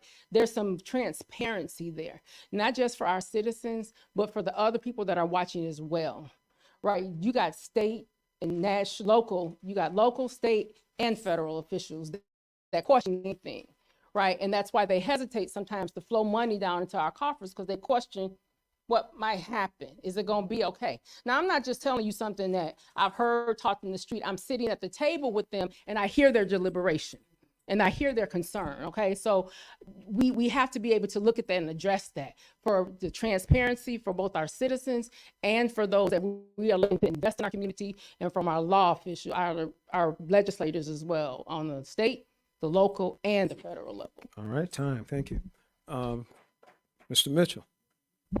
I'm not against a forensic audit at all. My thing is, anytime you do any type of investigation, what I would want to know is why I'm doing it. And so when we say alleged by who? That would be the first thing that I would want to know. Alleged by who? Now, if it's something that the state audit that we get every quarter says that we have some improprieties, then I say that we go forward. But if it's about personal relationships or a person's inkling who doesn't understand the high level of finances themselves, then I would pause on that, because here's the thing, it's going to be more of an undertaking than just that. So again, I am not against it, but I need some evidence that we need it. I haven't seen anything that says that we need it. A part of the reason why some of the state people or other organizations don't want to work with us is because we don't have tight financial controls. We haven't had a finance director. So in that, I would pause to work with you, because if you don't have somebody at the helm checking things, then it probably says that you do have some improprieties, but that's not because something is wrong. That's because we haven't done our job to put the adequate people in the place to do the job. Thank you. Well, you raised an interesting point. Is the structure of how the city is organized. What's missing? If anything is missing, or where do you need to fill holes, or that kind of thing, as you look at how this city operates? Ms. Sims, let's start with you. So I would say basically right now what's missing we have vacancies in key, from based on my knowledge, we have vacancy in key areas. One of those being our water plant. Our water plant is a diamond in the rough. Like, when I tell you that's our crown jewel, that is our crown jewel. We have more capacity in that water plant than what they do in the city of Muskegon. That water plant, the one that we operate, that only operates our citizens, we need to make sure that that's protected, right? So with that being said, we need to make sure that we have qualified staff out there that is watching over it. Right now, we need is it F3? Well, I can't, never mind, I can't look. No, we need a person to be out there at that plant. Right now, we're in jeopardy. That person is not there, right? He's new. Okay, I can't answer that, right? Based on my local knowledge, right? That person is not in place, and we were in jeopardy of potentially losing that our grade or our qualification in that sense, right? So we need to make sure that we have key staff in place. We need key road administration. We need an engineer on staff. We need those people on staff to make sure that when the council and the mayor come up with these plans, that the city manager has somebody to direct the plans to get the job done. All right, thank you. Mr. Mitchell, you have any thoughts about that? I do. Thank you, Judge. So again, we talked about a finance director. So again, we have financial issues, but we don't have a financial director. So again, I think something that we're missing from it is also we need someone that's in charge of strategic planning. We talk about all this stuff that we need to get done, and we go about it our own way. We all have priorities. The point of having a strategic plan is that we all have a unified front and we all move together in that. We don't do any strategic planning as a council. So how do we have a united front or a vision to go forward? We don't have, from what I understand, a grant writer on staff. So again, if we have those monies out there, who's checking those things? That's a job that someone does 8 to 10 hours a day, check on those things. And also, if we're going to look at the finances and say that it's issues there, then why do we have any confidence that we did anything else right? So if we're going to open up the finance books, we need to open up every book we have, the assessments, who's bought houses, how did we hire, everybody's qualifications. We can't nitpick and say we want to do one thing instead of the other, but we're saying that this issue which doesn't make sense. Thank you. Mr. Smith. As Ms. Sims stated, that water plant is a jewel. A lot of people don't think about it, but we have a city, Muskegon Heights water filtration plant that shines boldly in the city of Norton Shores. And the city of Norton Shores has a water filtration plant, but buys from the city of Muskegon. Fruitport buys from the city of Muskegon. When that transition was taking place, it wasn't that our water was bad. We even offered them a competitive rate that was lower. They walked away because they didn't want us to have control of what's ours. They didn't want us to have control of Mona Lake. That's ours. And when I say what's ours, it's the city of Muskegon Heights. We have to come in here and take pride. We have to come in here and take control. Can I finish up just a second? I'm sorry. When I talk about the city of Muskegon Heights, I'm compassionate. Sometimes I even repeat myself because I'm that compassionate about the city of Muskegon Heights. I'm not going to stand here and tell you to vote for me because I can make this happen and I can make that happen. All right, time. Thank you. I want to get to a couple more of these questions. There are a number of questions from people raised in different ways, but basically they're wanting to, if you're elected, what are you going to do to mend the divisiveness on this city council? I've seen that question about 3 different times. So, where do we start? Why don't we start with you, Mr. Mitchell? Thank you. I think first things first is we need to inspire a unified vision. Now, I understand that comes as far as operating from the city manager, but in this, we recognize the mayor in that space, and it is her vision overall with everyone else's collective vision that has to go forward. So as she shares that, first things first, in that strategic planning or planning, we have to get on the same page of how we want to move forward. Everything we talked about today is a eyesore. It is a priority in its own right, but we can't tackle everything at the same time. So we have to understand that if the leadership is such, we have to trust them in that position, but at the same time, they have to be able to listen to reasoning and other ideas. So once we do that, as far as myself, I am someone who understands, again, I have a younger point of view because I still have youth, but I've been living long enough that I understand how things have gone. That is something that I can bridge those 2 understandings, because often, as Judge just said, he has 5 or 6 questions that are saying the same thing. So sometimes there's a communication gap. That's something that I can do to help bridge that gap. Thank you. Thank you. Let's go to Mr. Smith first, and then to you, Ms. Sims. Let's have Mr. Smith go next. That old saying, you have to agree to disagree.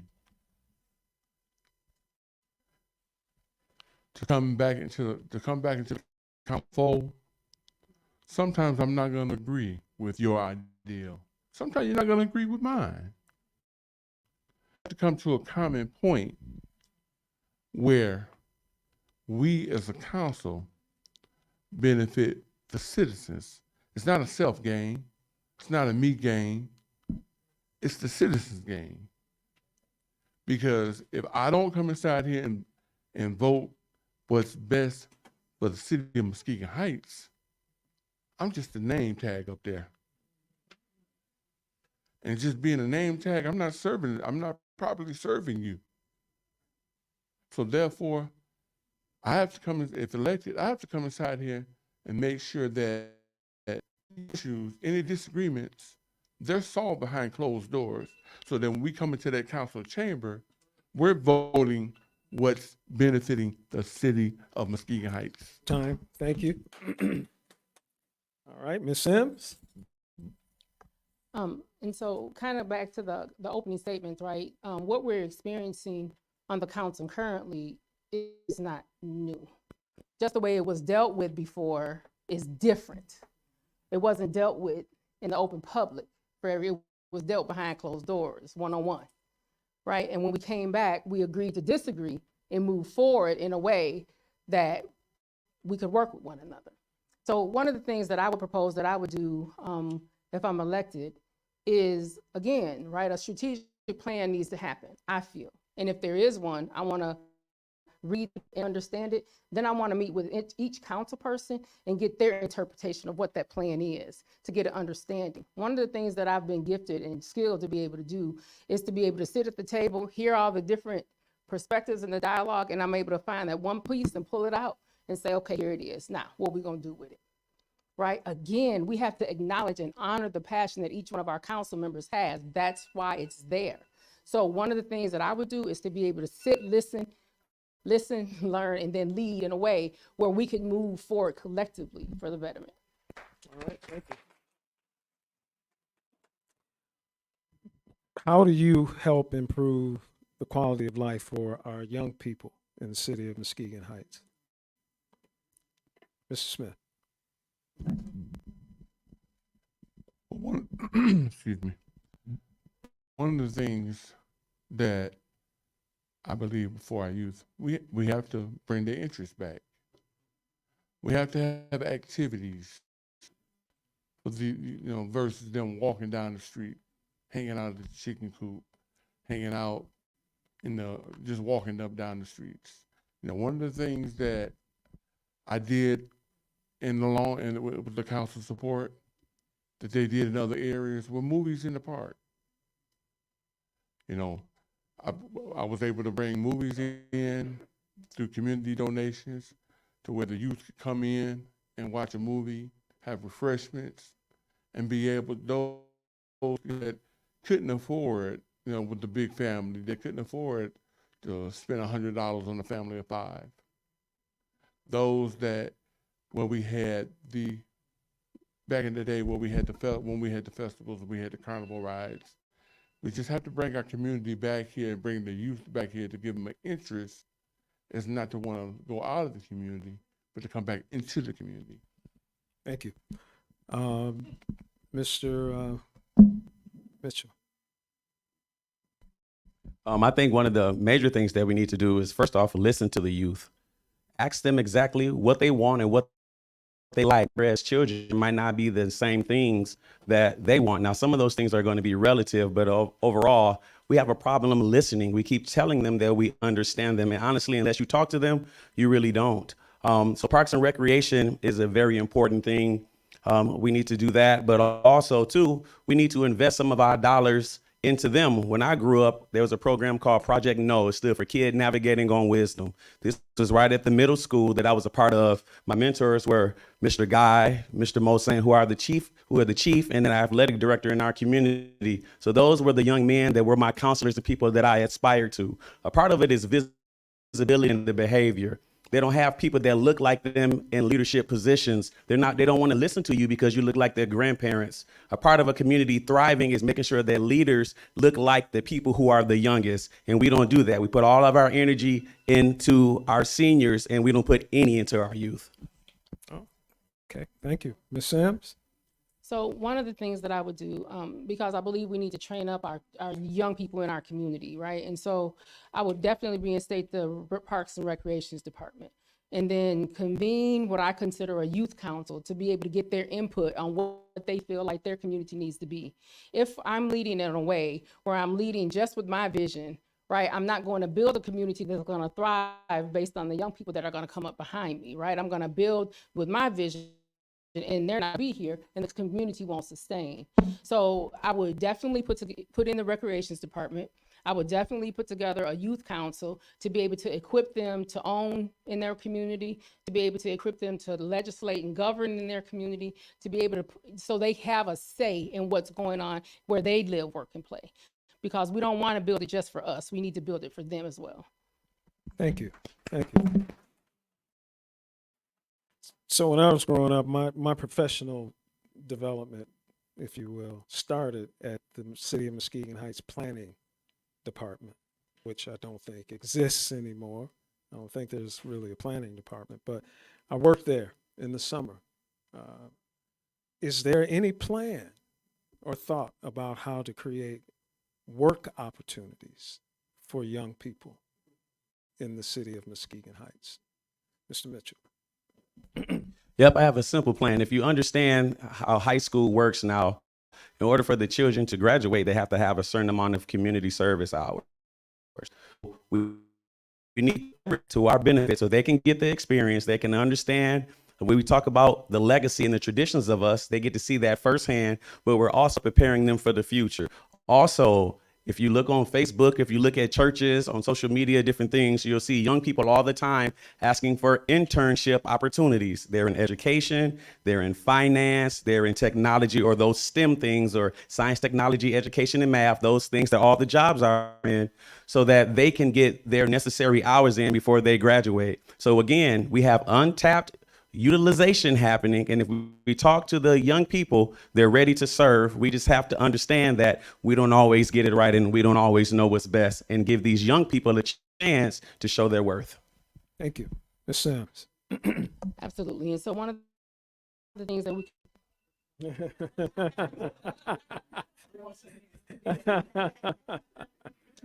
Okay. Okay. So one of the things, he's absolutely correct. So a lot of times what we have in our community, we have our kids that go away for school, but then they have to come home in the summertime, right? And so, because they can't afford to stay at college that whole time. You're absolutely correct. Institute an internship program where they can work within the community in a planning department, right? And gain those skills, and they can, excuse me, they can begin to build their resumes, helping their own community. Again, that's they're reinvesting in the community, and we're able to help lift them up to in a way where they can be successful, and then they can take their performer or their on and do what they need to do. So we have too many opportunities in this community for a family to have to figure out how they're going to afford their child to stay at school when they can't, that we can bring them back and give them opportunities right here to do stuff. So I absolutely. And so when you talk about the planning department, absolutely we need to bring that back. Our kids should be able we should do a program where our kids are assisting our seniors. All right. Thank you. Mr. Smith? Every child is not college bound. Every child doesn't want to go to college. Right. Back in the 90s, early 2000s, I worked for the city in the early 90s in the Parks Department, and they had these programs that came out from the schools that worked alongside me, cutting grass, raking leaves. You have a lot of, as I said, you have a lot of youths out here that don't want to go to college, that have no interest.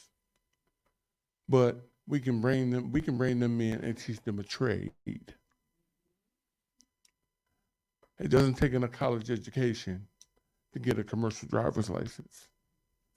It doesn't take a college education to learn to operate a plow truck, a backhoe, to dig a grave.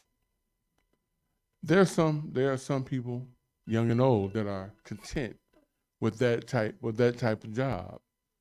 And if we come inside here and believe in our youth in the city of Muskegon Heights, trade back inside here, whether it's in the city, whether it's inside the school, we'll retain those youth that come inside here versus the ones that are leaving the community versus coming back in here, investing back into our community. Thank you.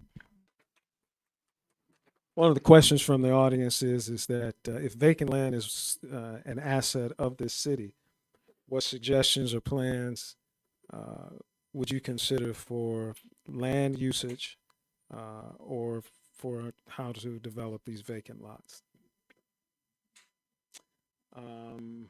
Ms. Sims. So one of the things that I think we should be able to do is, again, clean up these fields or these vacant lots, put a sign in it, what am I, right? Encourage people like this is an available lot. If we clean them up and allow people to see that this is an opportunity and begin to put those on our Facebook page and allow people to see, oh, okay, I could get a house down the street from where I was raised at. I can build a house there. And then put together programs to help support to be able to develop these lands. I think that would be beneficial because many times if you may not have all the resources that you need. Again, that goes back to that public-private partnership that we need to be able to look at as a municipality to make sure that we're able to support an individual to do what needs to be done. We need to make sure that we're looking at these vacant lots, looking at the ordinances, looking at the zoning of these lots, making sure that that's accurate and making sure that we're not gentrifying our own community based on the outdated zoning and ordinances that may be in place. So I see it being a holistic thing, and we need to be able to look at it holistically and how it's going to benefit us on the back end. Thank you. Mr. Smith. Incentive. If we come inside here and we give a person a reason to want to invest in the city of Muskegon Heights, give them that opportunity to where they can come inside here and see their vacant lot. Give them the opportunity to where they can come inside here and we can have them to build on that lot. Give them the opportunity where they come inside here and they have a low interest loan to where they can come inside here and build and invest and live in the city of Muskegon Heights. There's so much, as I say, there is a blank map here in the city of Muskegon Heights. We just have to make sure that the people that come inside here have our best interests in mind. We have a lot of young people that work in the city of Muskegon Heights, that drive out of the city of Muskegon Heights. Let's have them build here, long-term build here. I was born and raised here. I didn't want to go anywhere but the city of Muskegon. And that's what I want for our youth. That's what I want for everybody. All right, thank you. Mr. Mitchell. I know I'm going to sound kind of redundant, but it all goes back to this kind of poisonous tree that we have, and it's transparency in processes. A lot of times individuals don't even know that lots are available or where homes are out there because we haven't done a great job of making that process very easy or user-friendly for the community to understand and give them specific dates when the auctions and those things will happen. But also, if we're being honest, sometimes we have individuals who are in power who use those positions in power to their personal gain. So in that, we need to serve the community first. The community knows you hear about 2 or 3 different housing lists that are there because certain people get first dibs, and that's not cool. Community is served first. So the first thing is making it very easy and user-friendly to understand what is the process. And then to their point, then putting something in place. Again, as the director of housing for the Urban League, we worked hard with other communities in Grand Rapids. And I brought that same thing here to City Manager Bell to put together a housing situation to offer incentives to teach them and do just that. Thank you. All right. Well, we've come pretty close to the end of all of this. So what is near and dear to my heart is to hear your closing arguments, counsel.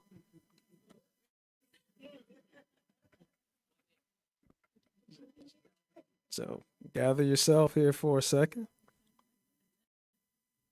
and take 2 minutes each to make your closing argument to this jury as to your qualification and your position as to why you should be the next councilman for the city of Muskegon.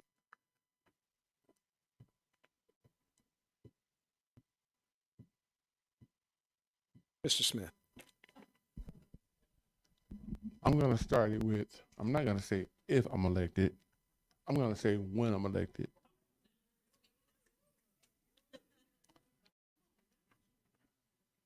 I'm standing here tonight because I believe in the city of Muskegon Heights.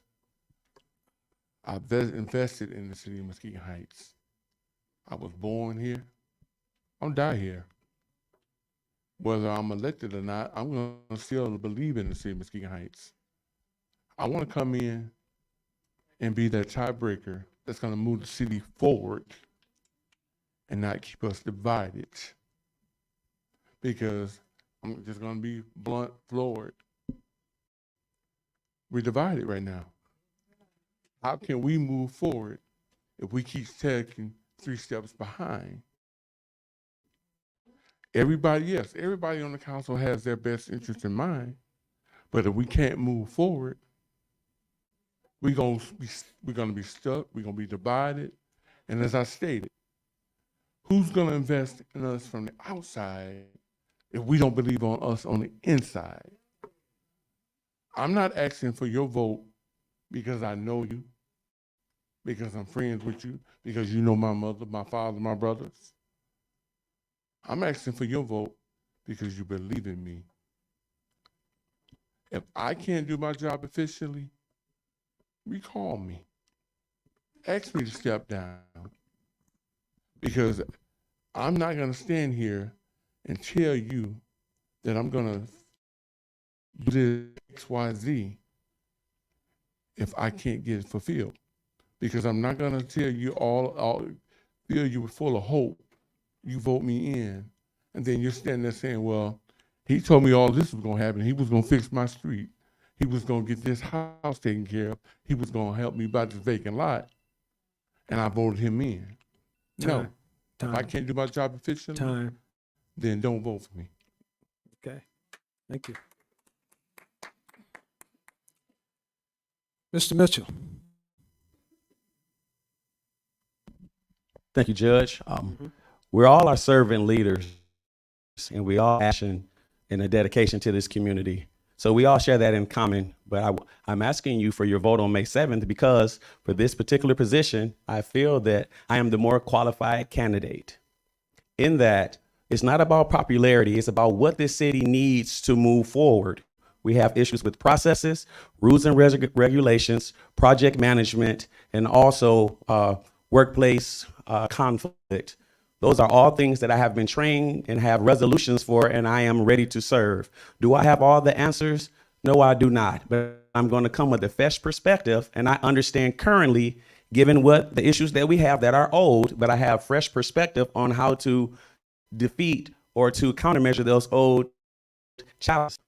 Also, this community has invested in me.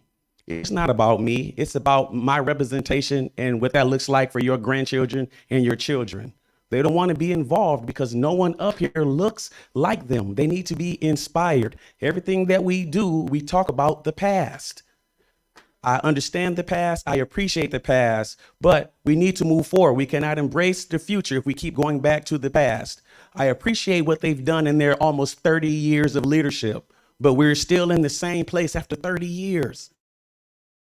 With respect to them, is just saying it's time for something new. Am I still going to work with them? I absolutely will. But at the end of the day, we have to understand that these positions aren't for us to hold for the rest of our lives. Sometimes we understand that being a leader means that we have to move out the way to let a fresher perspective move forward. So on May 7th, I'm asking you to vote for me because I'm qualified, and let's work together for a better Muskegon Heights. Thank you.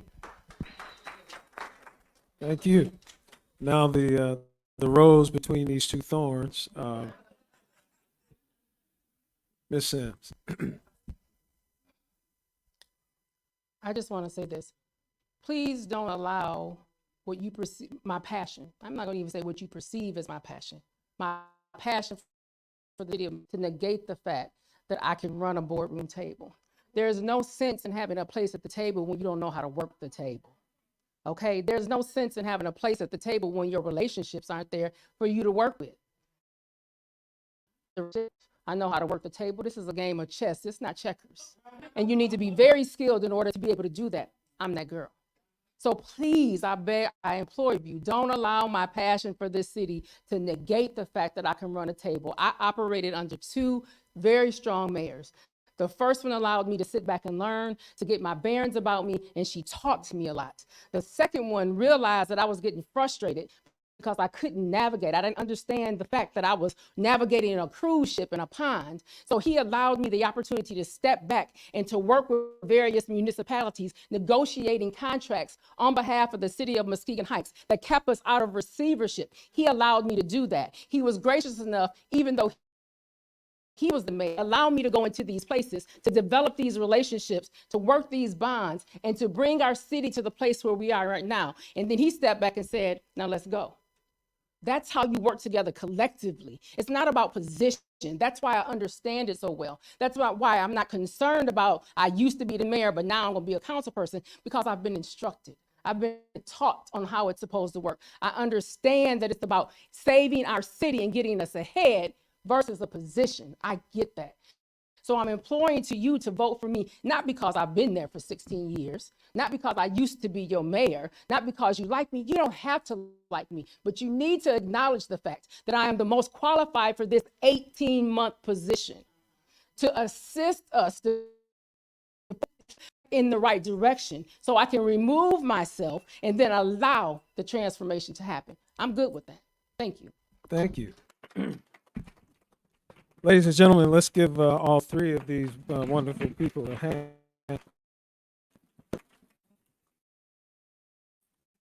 That's not easy. He's been going hour and 45 minutes straight, and you covered a lot of ground on behalf of everybody who's here and the citizens of the city of Muskegon Heights. Thank you for your commitment. Thank you for your it's not easy to stand up and tell somebody I'm the best person to do something. To stand up and do it with kind of honor that I think you each tried to do it. And thank you, folks. We should every race that is contested in our community. Not to put up a sign. It's not enough to go on Facebook and about ask me how I know. It's really important for these people, for those who want to be your leaders, to tell you want to serve, for them to answer your question, should I elect you, sir?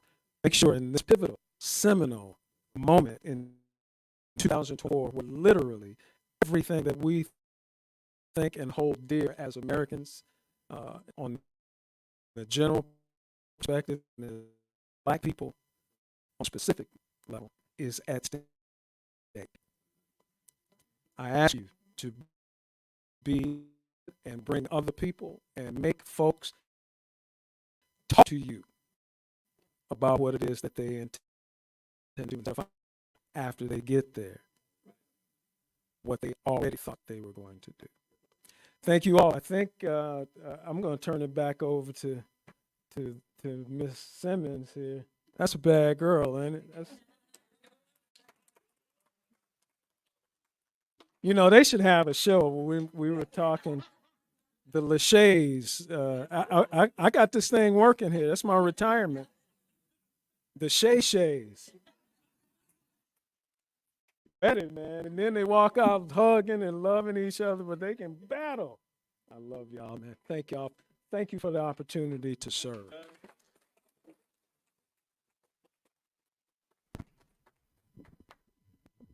Take it off. My bad, y'all. I had to get my shoes on. You know, I took them off. Didn't want to get up here in front of y'all with just some sandals on. But before I say anything, I would like to again thank the Honorable Judge Pittman for taking time out of his day to come and moderate and to even be a part and a partner in helping create the questions. And then I would like to thank all of you for coming out, right? I don't know what else y'all had to do on a Wednesday night, but here we are. And then I want to acknowledge we have commissioners, mayors, county clerks, city clerks, chief of police, athletic directors, me. But no, we have just a little bit of this and a little bit of that everywhere in this room, and you all are here because you care. You care about the city of Muskegon Heights. You very well may not be a resident, but that does not mean that you don't care and that you don't have the ability to help. And not only help by putting your feet on the ground and your hands in it, but help by spreading the information of what you just heard. So we are actually streaming on 103.7 The Beat. So definitely shout out to Mihan. Thank you. Listen, they told us, like, if today is Wednesday, we probably found out like of course we called our handy dandy team and they came through. So we definitely appreciate Mihan and the 103.7 The Beat family. So again, thank you so much. And then again, voters, not politicians. Thank you, Lyndon, you all for coming out to sponsor. Jen, yes. If you want to volunteer, I don't know, these folks like to get paid, but I ain't gonna tell you. Get your voter information. Yes. Yes.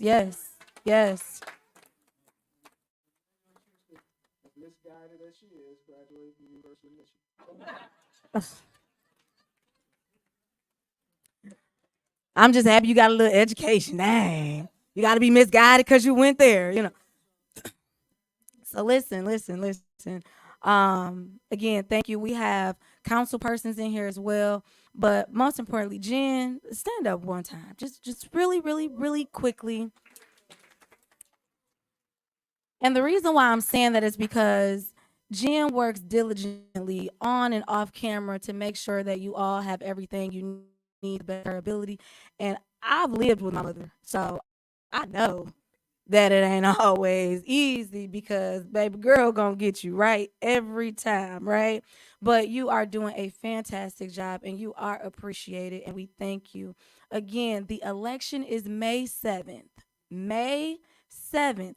Absentee ballots have went out and I asked of all of you before you filled them out, unless you just knew who you were running for, wait until today so that you could hear what each and every candidate had to say before making the decision. I think they did a good job. Y'all can clap for them. Go ahead. Y'all did a great job. Great job. Y'all know I might be a little bit of an instigator. I told Judge, I said, go ahead, tell them they can rebuttal. Tell them, thought y'all was going to argue a little bit, but no, y'all did good. This is great. See that conflict resolution and stuff? They were just talking and whatnot. Anywho, let's keep on because I know that you all are ready to head out. Again, thank you all for coming out. To those that volunteered to help, I really appreciate it. And I hope that we are able to do more with the youth. And I hope that we actually take some of the youth's perspectives into account. We have youth sitting here right now. We have some 16, 17, 18-year-olds sitting in this room right now, being exposed to this information right now. So if you really want to know what the youth would like, just ask them. They're right here. They're right here. The school is less than a mile away from the city hall. I don't know, just slide over there. I'll be there a lot. Just come. So again, I appreciate you all for coming out. Thank you. Everyone was very respectful. If you would like any food, please take some popcorn, take some anything that you would like. There's some plates. We don't have aluminum foil or to-go, but y'all know, just put a plate on top of a plate and go ahead with it, okay? Don't act new now. But yes, again, thank you all. Miss Kim Sims, you were going to say something. I saw you grab the mic. Thank you to Black Wall Street for pulling together a forum of this magnitude, right? We can always count on you to bring relevant content to the young people. So I applaud you for that. I just want to say thank you for that. Can y'all give another round of applause for wonderful? Y'all like my outfit too. I kind of had my little Vanna White thing going. I was like, you want a burger? You want you want a little pinwheel? It's like, no, ma'am. You want some? Y'all can go. and the doors are open.